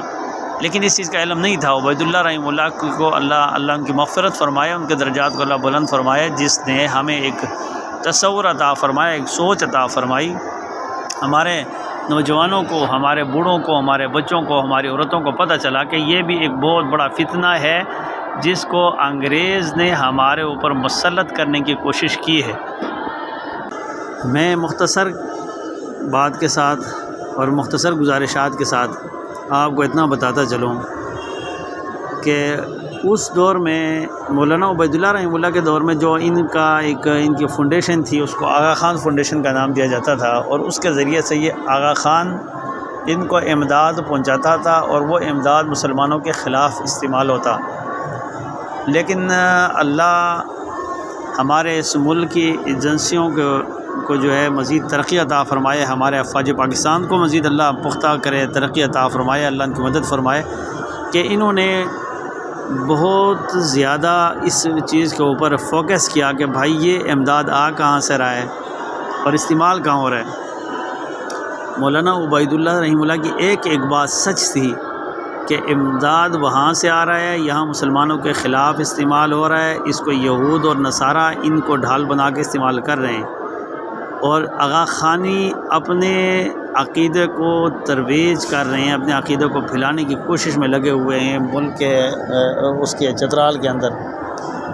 تو اس حوالے سے الحمدللہ ہماری ایجنسیوں نے بھی بہت کام کیا کہ پہلے ایسا تھا کہ ان کے اس فاؤنڈیشن کے اندر ہمارے لوگ نہیں ہوا کرتے تھے، یعنی پاکستان کے افواج پاکستان کے یا ہمارے ملک میں اس کا کوئی ایڈیٹنگ کا نظام نہیں تھا، اس کو ایڈٹ کا کیا گیا اس کے بعد، اور ہمارے ملک میں الحمدللہ اس چیز کے اوپر فکر و اس کا تدبر کیا گیا کہ بھائی یہ امداد کہاں سے آ رہا ہے اور کہاں استعمال ہو رہا ہے۔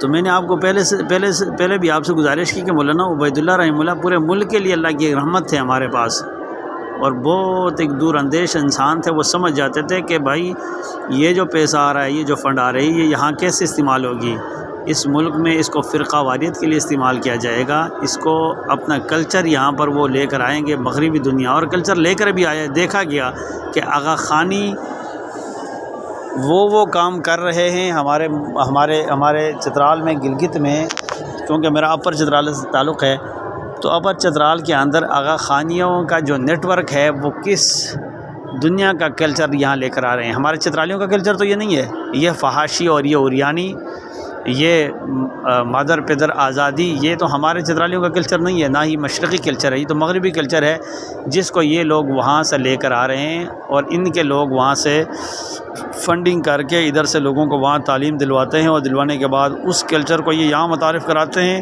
اور پھر قواریت پھیلاتے ہیں. اس میں ہم اپنی فوج سے الحمدللہ کام کر رہی ہے، لیکن پھر بھی گزارش کرتے ہیں کہ ان لوگوں کو دیکھا جائے، غور سے دیکھا جائے، ان کی زیادہ تحقیق کی جائے کہ بھائی یہ فنڈ وہاں سے جو آ رہا ہے، اس فنڈ کو یہ کیسے استعمال کریں، کہاں استعمال کریں، کتنا فرقہ واریت میں استعمال ہو رہا ہے، اور کتنا یہ مسلمانوں کے خلاف استعمال ہو رہا ہے، کتنا یہ مغربی کلچر کے اوپر استعمال ہو رہا ہے.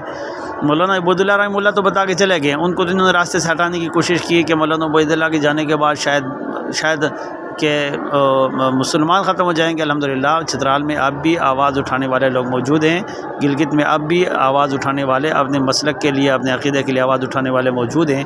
ہم نہیں سمجھتے اس بات کو کہ بھائی آپ اپنا عقیدہ کی ترویج نہ کریں، آپ نہ پھیلیں، آپ لگے رہیں، لیکن یہ تو نہیں ہے کہ آپ مسلمان کے نقصانوں کے پیچھے لگ جائیں. آپ مسلمان کو نقصان، آپ دیکھو نا مولانا عبیداللہ چترالی رحمہ اللہ نے کیا کہا تھا. انہوں نے یہی تو کہا تھا کہ بھائی یہ فنڈنگ کہاں سے آ رہی ہے، یہ جو اتنے منصوبے بن رہے ہیں چترال کے اندر بیٹھ کر، اور دیگر ممالک کے سفراء یہاں پر آ رہے ہیں اور بیٹھ کے یہاں پر جو ہے یہودیوں کی میٹنگیں ہو رہی ہیں، کس وجہ سے ہو رہی ہیں؟ اسی وجہ سے ان کو شہید کر دیا گیا. اس کے اوپر اب بھی مولانا عبیداللہ رحمہ اللہ کے وہ ایک لفظ مولانا عبیداللہ رحمہ اللہ کے وہ سچ ہیں. ان ساری باتوں کی ہم تصدیق کر رہے ہیں، اور ہماری افواج تصدیق کر رہی ہے، ہمارا ملک تصدیق کر رہا ہے اس بات کا. ہر پاکستانی، ہر چترالی گلگتی تصدیق کر رہا ہے کہ وہ بندہ جو بتایا گیا تھا سچ بتایا گیا تھا. بہرحال بات لمبی ہو رہی ہے.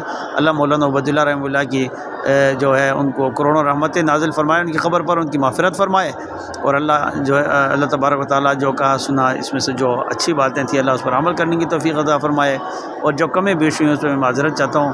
بہرحال یہ اتنی بات ضروری ہے کہ جو مولانا عبیداللہ رحمہ اللہ بتا گئے ہیں وہ بالکل سچ دکھایا گیا، اور دیکھ رہے ہیں ہم، اور آگے بھی دیکھیں گے. تو اس لیے میں گزارش کرتا ہوں اپنے ملک کے افواج سے کہ ان لوگوں کو کھینچ کے رکھیں، ان لوگوں کے اوپر تحقیق کریں کہ بھائی یہ کیا ہو رہا ہے، یہ ہمارے ملک میں ہونے کیا جا رہا ہے. یہ جو فساد برپا کرنے کی کوشش میں یہ یکدم کوئی ایسا فساد اٹھائیں گے، کیونکہ ان کے پاس تو امداد پہلے سے موجود ہے، ان کے پاس پیسہ آ رہا ہے، ان کے اوپر کوئی تحقیق نہیں ہو رہی ہے. جب نہیں ہو رہی ہے تو ایسا کوئی خرابی، ایسا کوئی ناخوشگوار واقعہ ماضی اور مستقبل میں نہ ہو جائے، جس سے پہلے ہم ہوشیار رہیں. اللہ سے دعا ہے اللہ اس پر عمل کرنے کی توفیق عطا فرمائے، اور اللہ ہمیں اپنے ملک کے پاکستان کے لیے، اپنی افواج کے لیے، اپنے ملک کے ہر رہنے والے کے لیے ہمیں خدمت کا جذبہ اللہ عطا فرمائے، اور اللہ اس ملک کو ہر قسم کے اندرونی بیرونی شرور سے اس کی حفاظت فرمائے. جزاک اللہ خیرہ. عظیم بہادر اسلام کا سپاہی، اس کا خون بہا. پیش کرتی ہوں چند نیوز پیپر کی کلپنگز جو اس وقت مولانا عبیداللہ چترالی شہید رحمہ اللہ کی مشن اور اس وقت کے چترال کے حالات، مولانا کی شہادت کے بعد اپنا تجزیہ اور رپورٹس کو ان نیوز پیپر میں پبلش کیا. شہید صحافت محمد صلاح الدین مدیر اعلیٰ ہفتہ وار تکبیر کراچی نے جو کردار ادا کیا، وہ لائق ستائش اور دین اسلام کی خدمت کے ساتھ ساتھ اسلامی جمہوریہ پاکستان کی سرحدوں کے اندر کی جانے والی سازشوں کو جس انداز سے اجاگر کیا، اہل وطن ہمیشہ دل کی گہرائیوں سے ان کے مشکور و ممنون رہیں گے. یہ اس مرد مجاہد کی شجاعت کا اعلیٰ ظرف تھا کہ انہوں نے اپنی قلم بے باکانہ سے ان تحریروں کو عوامی سطح پر پیش کر کے مسلمانوں کے دل جیت لیے، جبکہ طاغوت ہاتھ دھو کر شہید کے پیچھے پڑے رہے. لیکن اس مرد حق نے اپنے قلم کو کسی بھی قسم کی جنبش نہ آنے دی، اور شہادت کے وقت تک وہ تمام سچ باتیں بیان کر ڈالیں جس سے باطنی طاغوت اپنے پنجے نہ گاڑ سکا اور اپنے ناخن توڑوا بیٹھا. تکبیر میگزین میں چھپنے والے اس آرٹیکل میں کی صرف ہیڈنگز پڑھتی چلتی ہوں، اس میں آپ کو اندازہ ہو جائے گا کہ اس وقت کا واقعات اور اس وقت کے حالات کیا تھے. اس اخبار میں لکھا جاتا ہے کہ فرقہ اسماعیلیہ سے تعلق رکھنے والے روس نے انہیں اسلحہ فراہم کیا تاکہ وہ ایک مضبوط فوجی طاقت بن جائیں۔ اگلی کلپ، آغا خانی ریاست قائم ہو رہی ہے، پیپلز پارٹی کی اخبار کی گواہی۔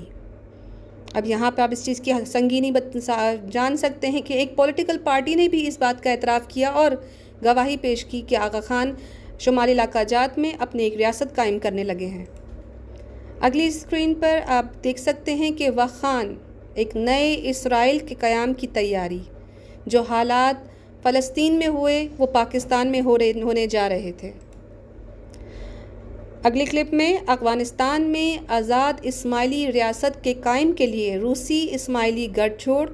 روسیوں نے اسماعیلی ڈیفنس فورس کے کمانڈر سید جعفر کو صوبہ بغلان کا گورنر مقرر کیا۔ بے ریاست تاجدار آغا خان نے اپنی ریاست کے قیام کے لیے پاکستان کے شمالی علاقوں کا انتخاب کر لیا۔ اگلی سلائیڈ پر، وخان پر روس کا قبضہ آغا خانیوں کے مکمل تعاون کی وجہ سے کسی مزاحمت کے بغیر ہو گیا، کیونکہ اس علاقے کی 100% آبادی اسماعیلیوں پر مشتمل ہے۔ تکبیر میگزین میں ہیڈ لائنز میں لکھا ہے، تکبیر کی رپورٹ پر آغا خان فاؤنڈیشن کی چند وضاحتیں۔ پہلی وضاحت، ہم علی کو اللہ نہیں مگر اللہ کے نور سے ضرور سمجھتے ہیں۔ ہمارے امام موافق الفطرت طاقتوں کے مالک ہیں۔ رفاعی سرگرمیوں کے لیے پاکستان کے شمالی علاقوں کا انتخاب ہم نے یہاں پر اپنے ہم عقیدہ لوگوں کی کثیر آبادی کی بنا پر کیا ہے۔ خصوصی رپورٹ میں شائع ہوا کہ چترال میں اسماعیلی نوجوانوں پر مشتمل خصوصی فوج بنا لی گئی ہے، جسے جدید ترین اسلحے سے لیس کیا جا رہا ہے۔ اگلی خصوصی رپورٹ میں آتا ہے پیج نمبر 5 پر کہ آغا خان پاکستان کے شمالی علاقوں میں اسماعیلی ریاست قائم کرنا چاہتے ہیں۔ پوری مکمل رپورٹ اس اخبار میں موجود ہے، اور کیا کیا حربے استعمال کیے جا رہے ہیں اور کس طرح یہاں پر فساد اور دہشت پھیلایا جاتا ہے۔ ان تمام کلپنگز کی اگلی وضاحت مکبر خان جی سے ہی لیں گے، کیونکہ ان کی اپنی ایک تجزیہ ہے، انہوں نے اس پر بہت ساری تحقیق کی ہے۔ یہ تمام ہیڈ لائنز جو آپ کے سامنے پڑھی گئیں، انشاءاللہ ایک ایک کر کے مکبر خان جی سے ان کے متعلق بھی پوچھا جائے گا۔ ہم مکبر خان جی سے چند سوالات کرتے ہیں اسی شہادت سے جڑے حالات اور واقعات کے اسباب کے متعلق۔ مولانا عبید اللہ شہید رحم اللہ کے بارے میں مکبر خان جی بہت معلومات رکھتے ہیں، اور انہی سے گزارش کریں گے کہ ہمارے چند سوالات کے جوابات دیں۔ پہلا سوال مکبر خان جی سے سٹارٹ کرتے ہیں۔ السلام علیکم ورحمۃ اللہ۔ وعلیکم السلام ورحمۃ اللہ وبرکاتہ۔ مکبر خان جی صاحب، پہلا سوال جو آڈینس اور ہم سب جاننا چاہتے ہیں آپ سے کہ مولانا عبید اللہ شہید رحیم اللہ نے یہ تحریک جو شروع کی تھی، اس کو شروع کرنے کی ضرورت کیا پیش آئی، جبکہ ہم سب جانتے ہیں کہ اسماعیلی آغا خانی کئی سالوں سے شمالی علاقہ جات میں کئی صدیوں سے دوسرے مسالک اور مذاہب کے ساتھ مل جل کر رہ رہے ہیں، تو یہ تحریک چلانے کا مقصد اور اس کی شروعات کیوں کی گئی؟ اس طرح کہ میں اپنی بیان کروں بات، تو میں آپ تمام ساتھیوں کا مشکور ہوں کہ آپ نے مجھے آج کے اس پروگرام میں شمولیت کی دعوت دی، جس پہ میں حاضر ہوں، اور مجھے اعزاز حاصل ہو رہا ہے کہ میں مولانا عبید اللہ چترالی شہید رحمۃ اللہ علیہ کے متعلق کچھ اپنے ادنا سے خیالات الفاظ بیان کر سکوں، گو کہ میں اپنے آپ کو اس لائق نہیں سمجھتا، میں بہت کمزور انسان ہوں، اور وہ لوگ بہت بڑی ہستی تھے۔ آپ کے سوال کا جواب جو ہے وہ نامکمل رہ جائے گا۔ آپ کے سوال کا جواب سمجھنے کے لیے آپ کو وقت کی گردش کا الٹا چکر ریورس گیئر لگانا ہوگا، جس سے کچھ بات سمجھ میں آ سکے گی، ورنہ مشکلات درپیش رہیں گی۔ اصل حقیقت یہ ہے کہ فاطمی خلافت 1171 میں زوال پذیر ہو گئی، جس پر غیبت صغرا اور غیبت کبریٰ کا اطلاق ہونے پر مبینہ اسماعیلی امام کی دور سطر میں چلے جانے پر ایک خاموش تاریک دور ایام بعد میں اسماعیلیوں پر گزرا۔ جو غالباً کم و بیش 5 صدیوں پر محیط تھا۔ امام کی تلاش میں اسماعیلی عرب خطہ عرب کے چپے چپے پر سرگردان رہے، باقاعدہ ٹولیوں کی صورت میں قربہ بقربہ اسماعیلی تلاش کرتے ہوئے خطہ عرب سے خطہ عجم میں تلاش کے لیے پہنچے۔ یہ میں سارے وہ حوالے بیان کر رہا ہوں جو ہمیں تاریخ کی کتب میں سے ملتے ہیں، لیکن میں تاریخ کی کتاب کو ایمان کا حصہ نہیں سمجھتا، لیکن ایز ایک ہلکے سے پروف کے طور پہ کہ چلیں ٹھیک ہے ان کی بات ہے وہ پیش کر دی جائے اور انہی کے حوالے سے پیش کر دی جائے تاکہ انہیں یقین ہو جائے کہ میں کوئی بار کی بات نہیں کر رہا۔ اچھا، اس طرح پھر اسماعیلی تلاش میں عرب سے ایران، افغانستان اور شمالی علاقہ جات تک پہنچے، لیکن ان کی آمد سے پیشتر اسلام الحمدللہ دین کی حیثیت سے ان تمام علاقوں اور بر صغیر تک قدم جما چکا تھا۔ جو اسماعیلی طویل سفر سے تک ہار گئے تھے وہ آگے چلنے کی ہمت نہیں رکھتے تھے تو وہ وہیں مقیم ہو گئے اور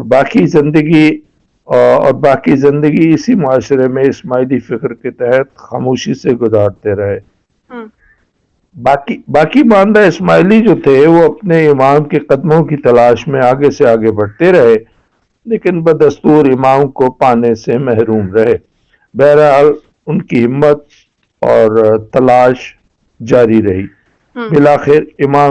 بالآخر امام کے دور کشف کی اطلاع ملی کہ امام صاحب جو ہیں وہ ایران کے مضافاتی علاقے محلات میں ظہور پذیر ہو گئے ہیں اور ایران میں خوشحال زندگی گزار رہا ہے، اور اثر و رسوخ کی نسبت سے ایران کے بادشاہ فتح علی قاجار تک رسائی حاصل کر چکا ہے۔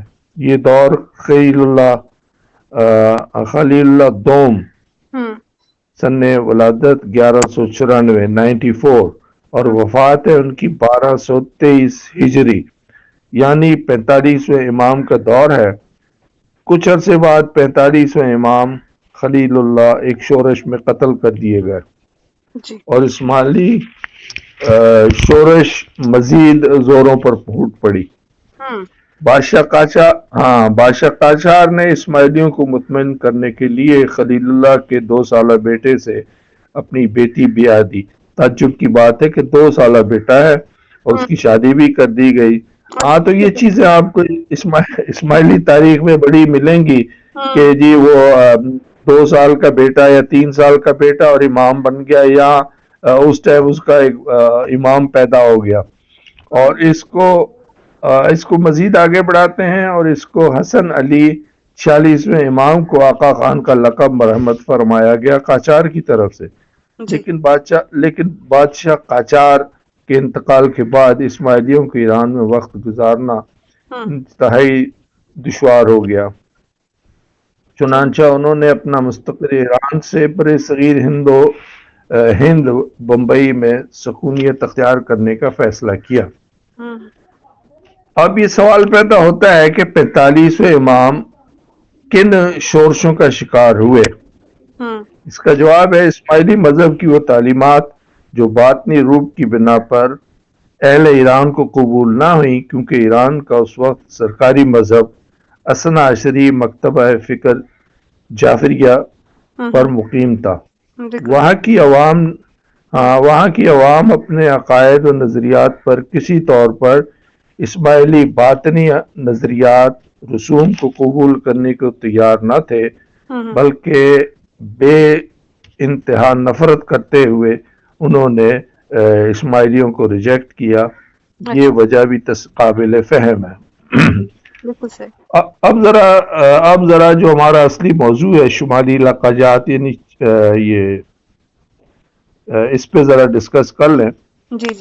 شمالی علاقہ جات کو اس تناظر میں سمجھا جائے کہ ماضی میں ایام کے دور سطر میں تلاش پر نکلے اور تھکے ہارے بیچارے اسماعیلی کے جس خطے میں مقیم ہوئے انہی میں آپس کا ایک نظم معاشرت ترتیب پایا اور اسماعیلی فکر کی ترویج کی گئی، اور وقت گزرنے کے ساتھ ساتھ اسماعیلی محدود طور پر قوت پکڑتے اپنے علاقوں میں حکومت سازی چھوٹے پیمانے پر کرنے میں کامیاب ہو گئے۔ چونکہ قانون کی بالاتری نہ تھی تو سرکش ذہن غالب آ گئے، اور جس کی لاٹھی اس کا راج کے قانون جنگل کے عمل پیرا ہوئے۔ اب سماعت فرمائیں کہ ریاست چترال قدیم دور سے قائم مضبوط ایک ریاست کے تحت معروف رہی ہے، جہاں اکثریتی سیدھے سادے مسلمان اپنا گزر بسر کرتے تھے۔ تمدن غیر ترقی یافتہ قدیمیت کا شکار تھا۔ مجموعی طور پر عوام اپنی روزی روٹی اور دینی مصروفیات میں مگن رہتے، لیکن ان پر غلبہ پانے کے لیے تقریباً انہی سرکش اسماعیلیوں میں سے جن کا میں نے ذکر کیا، جو مقامی طور پہ تھک ہار کے بیٹھ گئے تھے، اپنا ایک بادشاہ تقریباً 450 سال پہلے بنایا۔ یہ میں نہیں سمجھتا کہ یہ بات مفروضے پہ مبنی ہے یا یہ حقیقت پہ مبنی ہے، لیکن چونکہ اس بادشاہ کا نام ہمیں کتب میں کہیں نہیں ملتا، ہو سکتا ہے باطنیت کی بنا پہ اس کا نام چھپایا گیا ہو۔ یہ ایک غیر معروف متکبر مغرور شخص تھا جس نے طاقت کے زور پہ اکثریتی سیدھی سادی عوام پر ظلم جبر کرنا شروع کیا، اور صفاقی و بربریت کے نشے میں مسلمانوں کا چینہ دوبھر کر دیا۔ یہ مسلمانوں کا انتہائی پکا کٹر دشمن تھا۔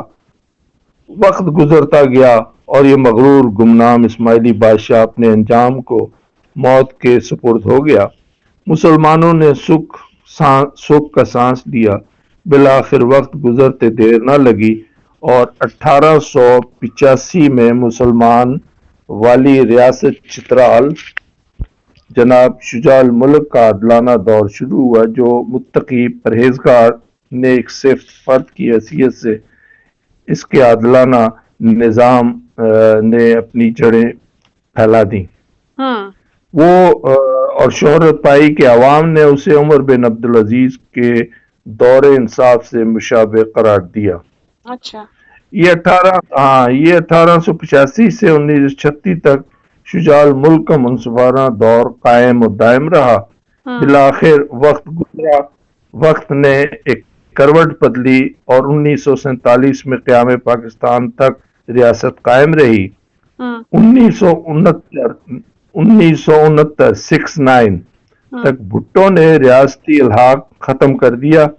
اس وقت تک یہ ریاست جو ہے نا پاکستان سے ملحقہ تھی، جہاں پہ ان کا اپنا جہاں پہ اس ریاست میں ان کا مذہب، ان کی رسوم، ان کا رواج قائم تھا۔ لیکن جب یہ بھٹو صاحب نے ریاستی الحاق ختم کیا تو ساتھ ہی پولیٹیکل ایجنٹ جو ایک مسلمانوں کے لیے بڑے مضبوط شخصیت تھی، اس کا بھی خاتمہ کر کے ڈی سی مقرر کیا گیا، اور والی چترال کی حیثیت کا بالکل ہی خاتمہ کر دیا، جس سے اسلامی عدل کا خاتمہ ہو گیا۔ اب آگے بڑھتے ہیں۔ اس کے بعد اسماعیلی جو اپنی ریشہ دوانیوں میں ہمیشہ سے مصروف رہتے ہیں، اس دور میں بھی مصروف ہوئے اور حکومتی کارندوں کے ذریعے غالب آنے لگے۔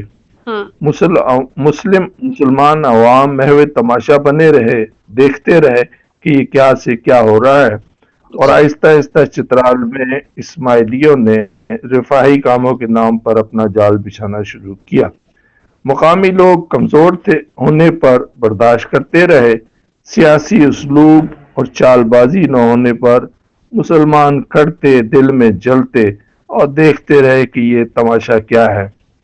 لیکن 1980 میں ایک واقعہ رونما ہوا جس پہ ان مسلمانوں میں عجیب سی کیفیت جو ہے نا اپنے عروج کو پہنچی، اور مسلمانوں کو اپنی بات کرنے کا موقع ملا۔ ہوا یہ کہ 1980 میں جب آغا خان فاؤنڈیشن کا نام متعارف کرایا گیا اور برطانوی اور برطانوی وزارت خارجہ کے ایک منسٹر ٹم ریگر نے چیئرمین رمضان مرچنٹ کو 5,95,000 پاؤنڈ اسٹرلنگ کا ایک چیک پیش کیا۔ یہ چیک اصل میں چترال میں آغا خان رورل سپورٹ پروگرام کے لیے برطانوی حکومت کے متعینہ 38 لاکھ اسٹرلنگ پاؤنڈ کے کنٹریبیوشن کی پہلی قسط تھی۔ گو کہ دوسرے الفاظ میں تاج برطانیہ کی سرپرستی میں آغا خان نے شمالی علاقوں میں اپنی ریاست قائم کرنے کے لیے آغا خان فاؤنڈیشن کے سنگ میل میں سے رورل سپورٹ کی آڑ میں اپنی مملکت کی داغ بیل ڈالنی شروع کی، جس پر مسلمانوں سے نہ رہا گیا اور وہ اس پر بضد ہوئے کہ ہم کب تک خاموش بیٹھے رہیں گے، یہ تو ایک طوفان ہے جس کے لیے بند باندھنا ہوگا۔ سواد اعظم اہل سنت نے عوام الناس کو اس سازش سے آگاہ کرنے کا فیصلہ کیا۔ چنانچہ 30 مئی 1985 کو پشاور میں چترال کی مدینہ مسجد کے بے باک خطیب جناب عبید اللہ چترالی نے جرأت مندانہ فیصلہ کر کے پرزور الفاظ میں بیان شائع کیا کہ آغا خان رفاع عامہ کی صورت میں مسلمانوں پر معاشی دباؤ ڈالنے کی کوشش اور اپنے سرکردہ افراد کے ذریعے دیندار افراد کو اپنے زیر اثر کرنے کی جسارت میں مصروف ہے، اور اسی نسبت سے وہ مسلمانوں کو زیر کرنا چاہتا ہے روب دولت کے زور پہ، تاکہ مسلمان آواز نہ اٹھا سکے۔ مولانا عبید اللہ چترالی اور شعلے کا کھیل قرار دیا۔ بالآخر آغا خان سے کہا کہ باز رہے، بس یہ ایک ابتدا تھی۔ مولانا عبید اللہ چترالی نے ملت اسلامیہ کی توجہ مرکوز کرائی، گو کہ جرأت مندانہ اقدام کی پاداش میں ان کو قید و صحبت کی سزا کے ساتھ 7 سال زیر چترال بدر کیا گیا، لیکن مولانا شہید چترالی رحمت اللہ علیہ بدستور یوم شہادت تک اپنے مشن پر قائم رہے اور چترال بھر میں اپنی آواز کو پہنچاتے رہے، اور بدستور اپنی تصنیف، تبلیغ اور تعلیم میں مصروف رہے۔ گویا یہ آغا خان کو ایک واشگاف انتباہ تھا کہ میں آغا خان کی مملکت نہیں بننے دیں گے، جس پہ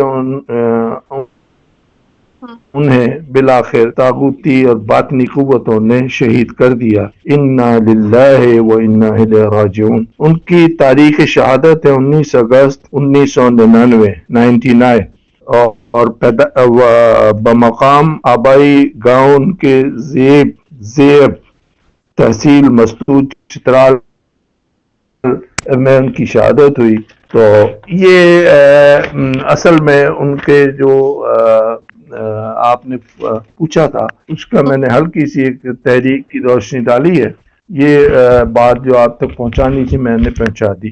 جی ماشاءاللہ، بہت زبردست ریسرچ ہے اور اتنی باریکی سے طریقے وائز آپ نے چیز سمجھائی کہ یہ چلا کہاں سے، ورنہ میرے ذہن میں تو یہ تھا کہ شاید پہلی دفعہ یہ چترال میں یہ سب چیزیں ہوئی ہیں۔ عرض ہے، چھپا کر آستی میں بجلیاں رکھی ہیں گردوں نے، چھپا کے آستی میں بجلیاں رکھی ہیں گردوں نے، انا دل باغ کے غافل نہ بیٹھے آشیانوں میں۔ کیا بات، میرا مطلب آپ بات سمجھ گئی ہوں گی۔ آڈینس کو سمجھا دیجیے، آڈینس کو سمجھانے کے لیے یہ نہیں ماشاءاللہ، چونکہ دیکھیں نا، ہوا یہ ہے ہمیشہ کہ ہمارے جو بھی اسلام کو نقصان پہنچایا گیا ہے نا، وہ یہود و نصارہ نے اتنا نقصان نہیں پہنچایا جتنا کہ آستین کے سانپ بن کے ان عناصر نے رول ادا کیا، چاہے اس کے اندر کوئی بھی ہو، ہمیں اس پہ نہیں جانا، ہم نے صرف اس کی کردار کو دیکھنا کہ وہ کون کون شامل حال رہا ہے، سمجھے آپ۔ اب میں بیان کروں گا کہ آغا خان کے پراسرار رفاع عامہ کے مبینہ عزائم کو تقویت اس موقع پر افشاں ہوئی جب ایک ایسی اسماعیلی ریاست کے وجود کی صورت میں شمالی علاقہ جات کی حساس سرحدوں پہ رونما ہونے والی جیو پولیٹیکل تبدیلیوں نے ایک عجیب رخ اختیار کرنا شروع کیا تو چند محب وطن نے تجزیاتی طور پر نتیجہ اخذ کیا کہ اب خاموشی مملکت کی اساس کمبلیہ میٹ کر دے گی۔ اب اگر خاموشی اختیار کی گئی تو پھر پاکستان کی جڑیں کھوکھلی کر دی جائیں گی اور طاغوتی قوتیں اور شیاطین جو ہیں وہ اپنا کام کر دکھائیں گے۔ چنانچہ اجتماعی طور پہ تمام قلم حرکت میں آئے اور تحریریں رونما ہوئیں۔ ان میں دانشور، مفکر، علماء کرام اور صحافی صف بستہ ہو گئے۔ اللہ تعالیٰ مذکورہ تمام افراد اور پس سے پردہ وہ حضرات جو اپنا کردار ادا کرتے رہے ان کو اجر عظیم عطا فرمائے، آمین۔ اچھا، تجزیہ نگار اس فکر میں مگن ہوئے کہ یہ ماجرا کیا ہے اور کہانی کیا ہے۔ لمحہ فکریہ یہ سامنے آیا کہ دیکھا جائے عزائم کیا ہیں اور آیا یہ حقیقت پر بھی مبنی ہے یا محض یہ صحافتی ٹیبل اسٹوری ہے۔ تمام پہلوؤں پر نظر ڈالنے سے پتہ چلا کہ دال میں کچھ کالا نہیں بلکہ پوری کی پوری دال ہی کالی ہے۔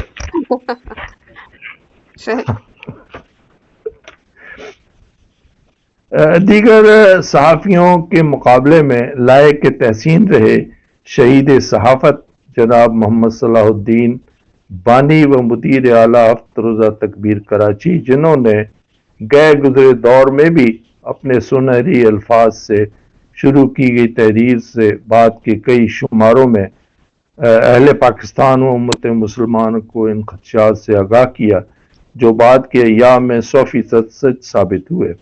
اگر حق کو سچ کہا جائے تو میری بات تو سیدھی سادی ہے کہ ہفت روزہ تکبیر کراچی نے حق صحافت کی مثال میں اسلام و مملکت پاکستان کی مخلصانہ خدمت کا اعزاز پا لیا۔ اللہ تعالیٰ شہید کے درجات بلند فرمائے، جنت الفردوس میں اعلیٰ مقام عطا فرمائے، آمین۔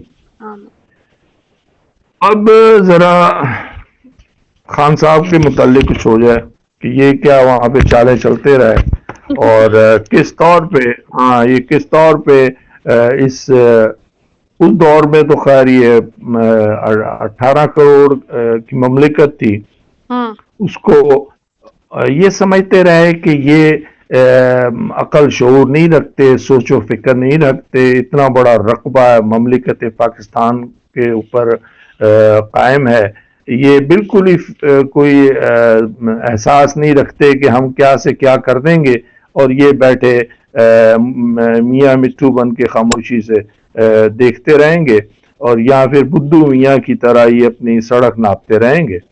لیکن یہ ایک حقیقت ہے کہ آغا خان شمالی علاقہ جات میں ایک اسماعیلی ریاست کے قیام میں واقعی منہمک رہا۔ یہ کہنا کہ یہ ایک فرضی اسٹوری ہے یہ غلط ہے۔ جس کی مکمل تیاری میں اپنا قومی نشان، قومی پرچم، قومی ترانہ آخر کیا معنی رکھتا ہے؟ کیا اس بات سے عام بندہ نہیں سمجھ سکتا کہ یہ کس چیز کی تیاری ہے؟ آخر یہ کیوں ان چیزوں کی ضرورت پڑ گئی آپ کو؟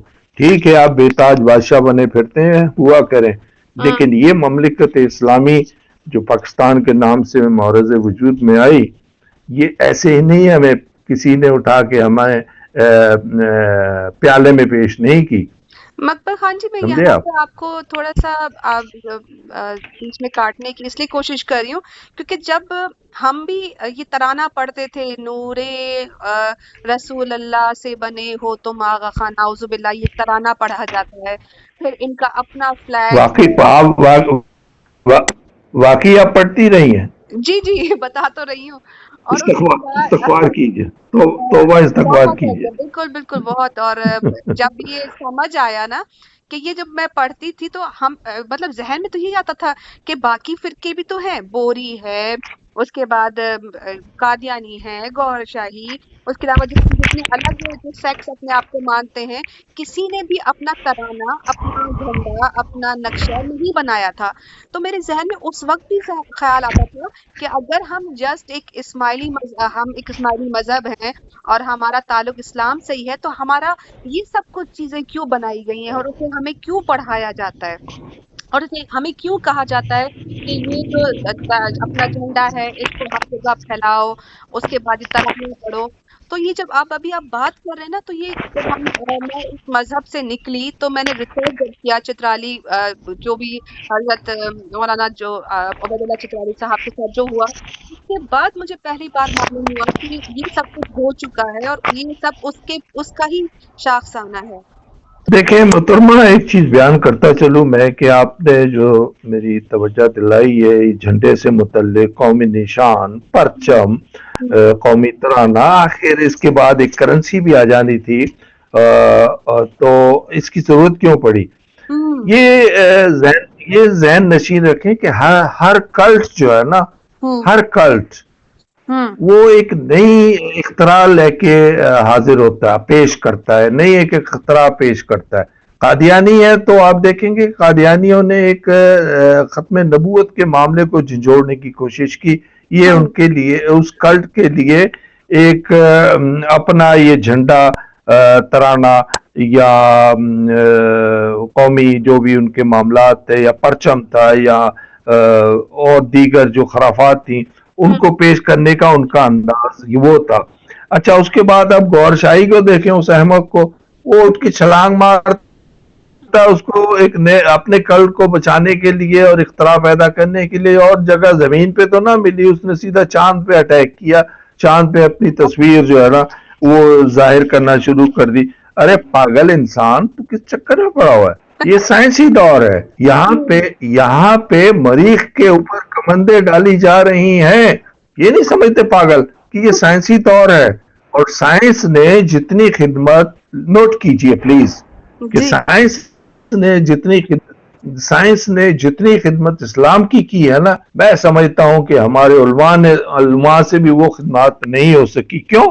کہ سائنس نے پروف کیا ہے کہ شق القمر کا واقعہ ہوا ہے۔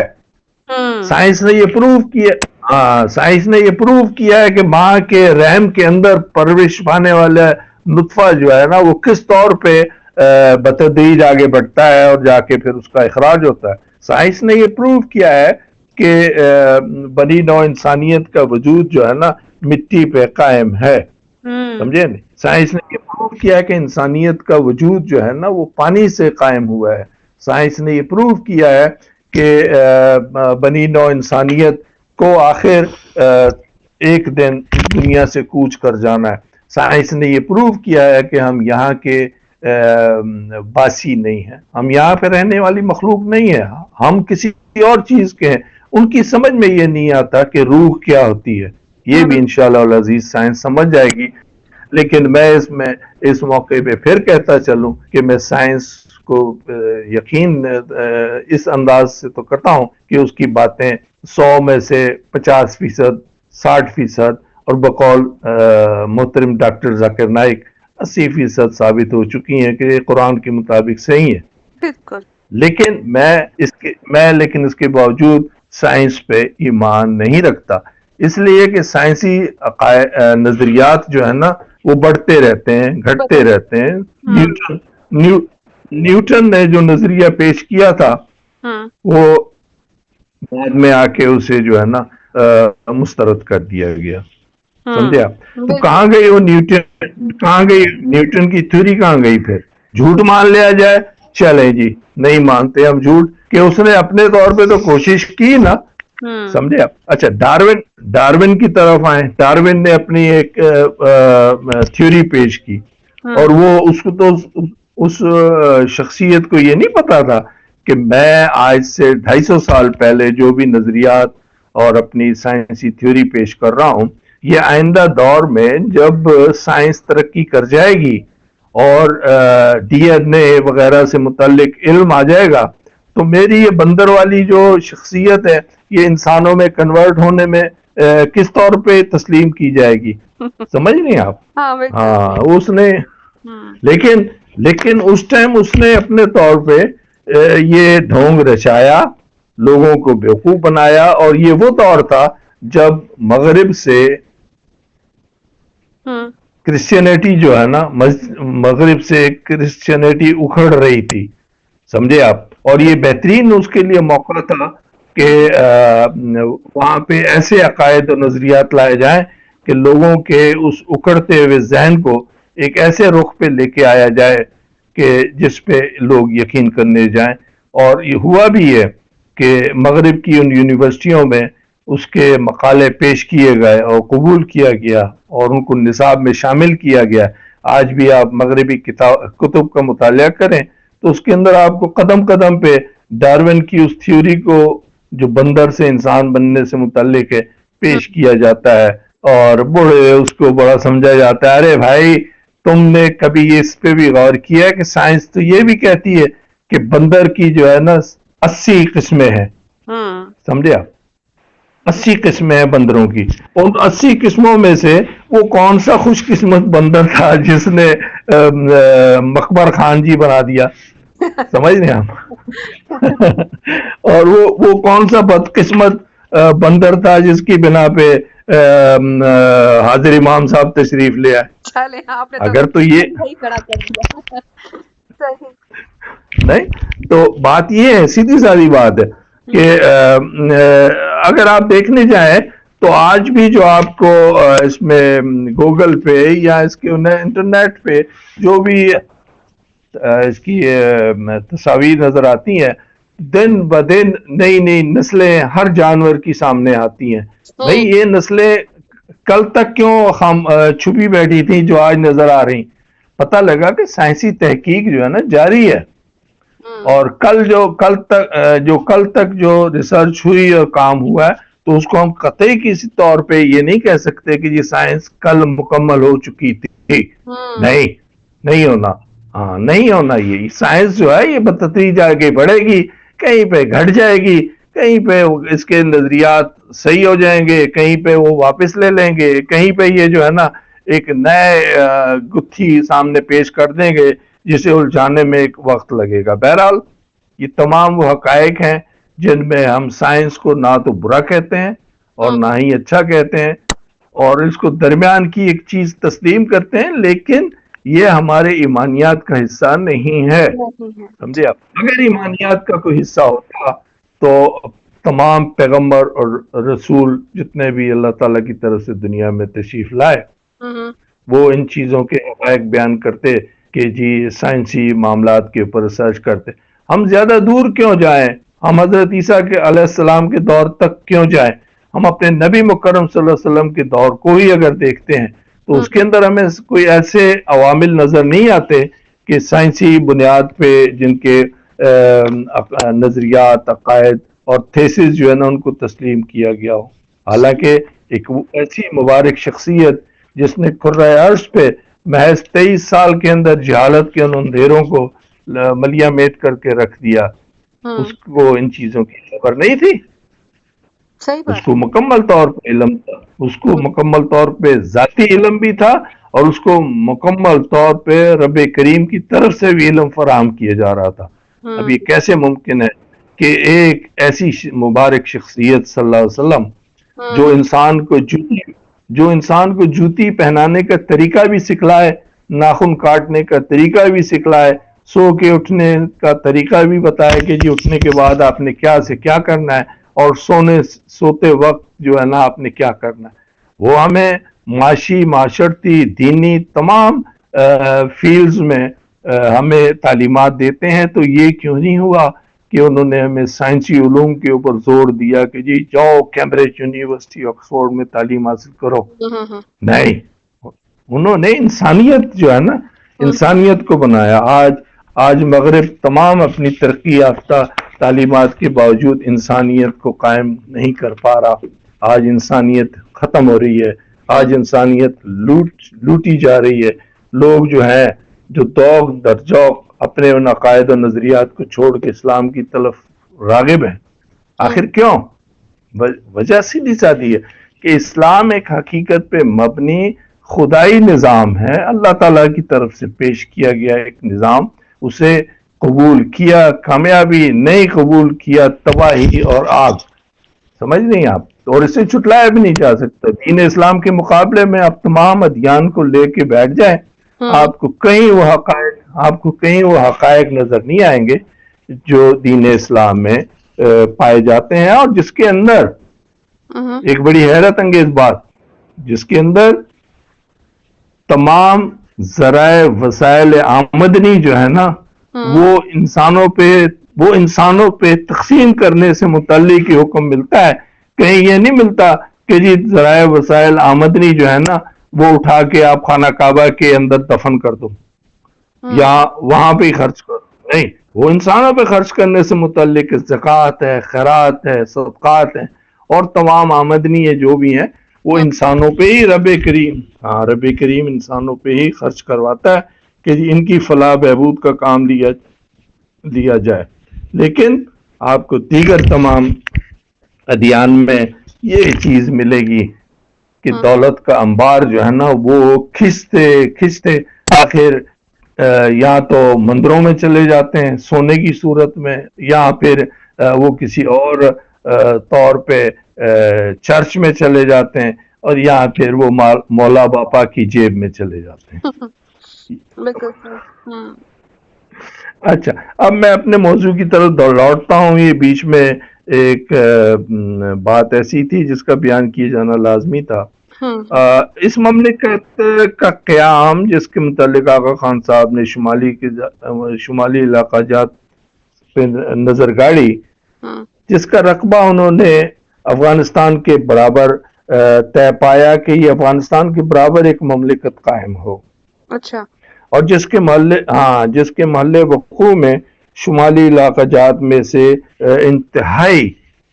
انتہائی حساس اور پیچیدہ علاقے جو ہے نا وہ تجویز کیے، جن میں ہنزا، ناگر، یاسین، پنیال، گلگت، مستوج، سرخیل، قحط، یارخون، لوٹکو، اور اسی طرح دور دراز کے غیر ملکی علاقے واخان، بدخشان، اشکات شم، زباق، رباط، شغنان یا میر کا علاقہ منتخب کیا. جبکہ درہ کیان جو ہے وہ جعفر نادری کے زیر تسلط تو پہلے سے ہی اسماعیلی اسٹریٹجک زون کے طور پہ تسلیم شدہ تھا. یہ تمام علاقے منتخب کرنے کا ایک بہت نازک، حساس اور دفاعی نقطہ نظر رکھنے والے بے حد عجیب سوچ کا شکار ہوئے. یہ زون کیا بنتا جب کہ یہ انتہائی اہم، نازک، حساس جغرافیائی ہیئت ترکیبی کے حامل خطے کی نشاندہی بھی تو کرتا تھا. دفاعی نقطہ نظر عسکری اور کسی قابض فریق کے لیے یہ ایک انتہائی اہمیت کا علاقہ قرار دیا جا سکتا ہے، کیونکہ کئی ممالک کی بین الاقوامی سرحدوں کا سنگم یہی علاقہ ہے. غور کیا آپ نے؟ بالکل سمجھ گئی. اور اگر یہ کہا جائے کہ پاکستان کے قریب ایک نئے اسرائیل کے قیام کی کوششیں کی جا رہی ہیں تو کوئی مذائقہ نہیں. اب اس کے لیے سماعت فرمائے. مثلا واخان کو ہی لیجئے، چونکہ افغانستان میں واقع ہے، یہ علاقہ افغانستان کا ہے.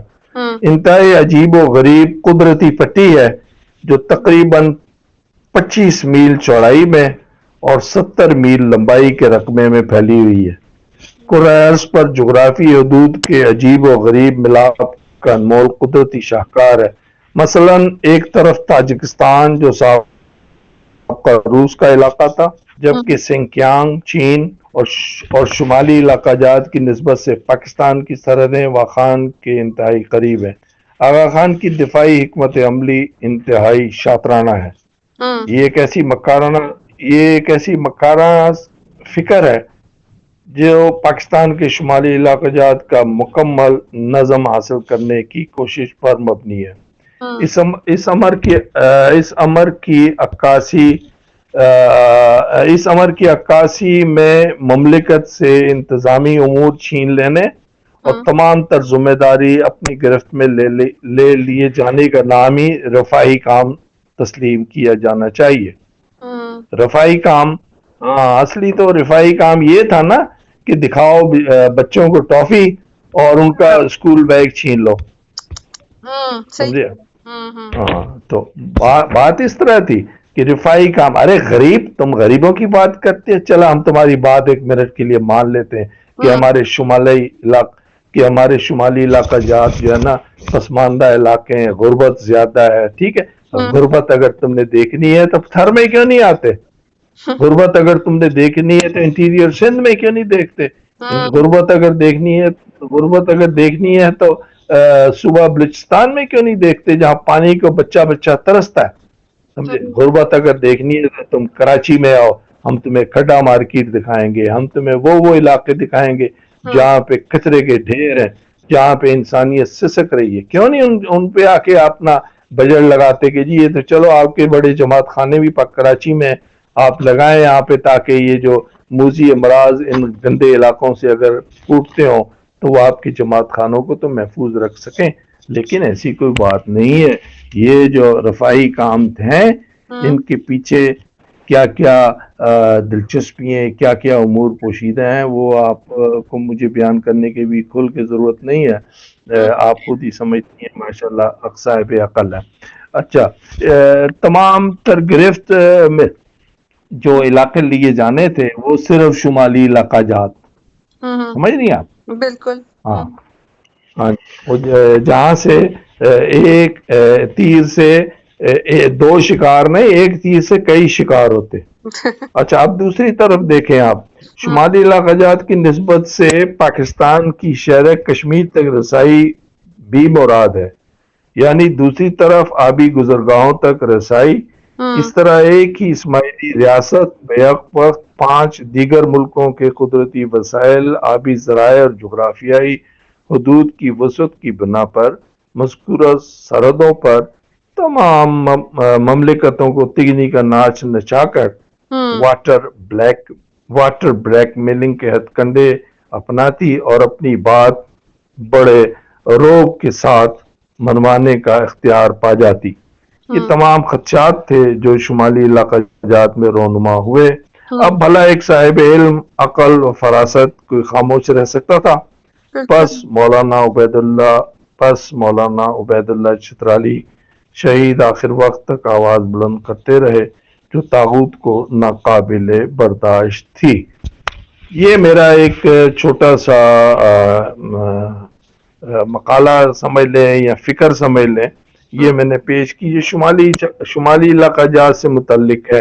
آخر شمالی علاقہ جات بالخصوص چترال جو ہے اس پہ کیوں نظریں گاڑی گئیں؟ سمجھے آپ؟ یہ محض مسلمانوں کی سادگی کی بنا پہ، سمجھے آپ؟ یہ مسلمانوں کی سادگی کی بنا پہ. اب الحمدللہ ہمارے جو علماء کرام نے وہاں پہ کوششیں کی تو اس کی بنا پہ آغا خان فاؤنڈیشن کو اس بات کا پابند کیا گیا ہے کہ وہ اپنے جو بھی وہاں پہ ایکٹیویٹیز ہیں اس کو حکومت پاکستان کے علم میں لائے، بتائے کہ وہاں پہ رفاہی کے نام پہ کیا کیا کام ہو رہے ہیں. بتائیں نا مجھے کہ وہاں پہ اسماعیلی فوج رکھنے کا کیا مقصد تھا؟ بالکل صحیح. کوئی صورت بنتی ہے بھلا؟ اور آپ دیکھیں کہ اس کو تو چھوڑیں آپ، وہاں پہ اپنا شمالی علاقہ جات میں اسماعیلی فوج رکھنا، تو اس کے علاوہ آپ شہری زندگی میں دیکھیں، آپ جو آپ جماعت خانوں کے باہر اسکاؤٹ آپ نے رکھیں، کیا یہ کوئی احمق لڑکے ہیں جن کو آپ نے وہاں پہ مقرر کیا؟ یہ تو باقاعدہ وہ ہیں جن کو باقاعدہ ٹریننگ دی گئی ہے. ٹریننگ دے کے ان کو باقاعدہ طور پہ اسلحہ چلانے سے متعلق سب کچھ بتایا جاتا ہے، ساری ٹریننگ دی جاتی ہے، لایا جاتا ہے، اس کے بعد پھر وہ کرتے ہیں. اور تبھی تو جماعت خانے کے اندر مشنری صاحب ہر شام یہی کہتے ہیں کہ دیکھو ملا لوگ کو، یہ مسلح لوگ کو دیکھو، یہ ان کے بندے مارے جاتے ہیں اور تمہارے جو جماعت خانے محفوظ ہیں جس پہ کوئی ایک پتھر نہیں مار سکتا. کیوں؟ क्यों, आखिर क्यों? इस तरह हमारी कमजोरी है, लेकिन इंशाअल्लाह अजीज हमारे उलमा माशाअल्लाह अपनी खिदमत अंजाम देते हैं, वो नजर रखते हैं। हमारे सियासतदान चाहे कुछ भी हो, लेकिन बहरहाल वो इस ममलिकत के मुखलिस हैं, तभी तो वो अपनी वो जिम्मेदारियां पूरी करते हैं। हमें उलझाया जाता है, सियासतदानों से मुतनफ़िर किया जाता है, उलमाए कराम से मुतनफ़िर किया जाता है, वो मुखलिस लोग जो रफ़ाई काम करते हैं उनसे मुतनफ़िर किया जाता है, लेकिन अपनी तिजोरियां भरी जाती हैं, हर शाम अंबार लगाए जाते हैं और दौलतें समेटी जाती हैं और फिर उसका नाम रख दिया जाता है इस्माइली मजहब। समझे आप? बहरहाल ये मौजू चूंकि मेरा अभी इस टाइम नहीं है कि मैं इस पे आपसे डिस्कस करूं, बहरहाल जो मेरा नुक्ता नज़र था मैंने आपको बयान कर दिया। और मैं इस मौके पे मौलाना उबैदुल्लाह चित्राली के साहिबजादे असदुल्लाह की आमद को खुशी का बायस करार देता हूँ कि उन्होंने जिन जज्बात का इजहार किया वो वाकई लायक सताइश हैं। उन्होंने वो बातें बयान कर दी जिनके ऊपर एक तवील अरसे से पर्दा पड़ा हुआ था। ये एक बहादुर और दिलेर बाप का बेटा मुजाहिद जिसने सारा कुछ भांडा फोड़ के रख दिया, अल्लाह ताला इसकी हिफाजत फरमाए। और एक चीज को मैं बयान कर देना चाहता हूँ आज की इस मजलिस में कि देखें, मौत का वक्त मुतय्यन है, समझ नहीं आप? मौत का वक्त मुतय्यन है और हर जी रूह जो भी है उसको मजा चखना है मौत का, चाहे वो आज चख ले, कल चखे, 10 साल बाद चखे, बहरहाल उसने मर के जो है ना अपनी मंजिल को पहुंचना है। तो जब एक दफा मरना ही है तो क्यों ना फिर हम अपने रब के लिए मरे। सुभान अल्लाह, बिल्कुल सही बात है, ऐसा ही क्यों ना फिर हम अपनी इस्लामी ममलिकत की हुदूद के लिए मरे।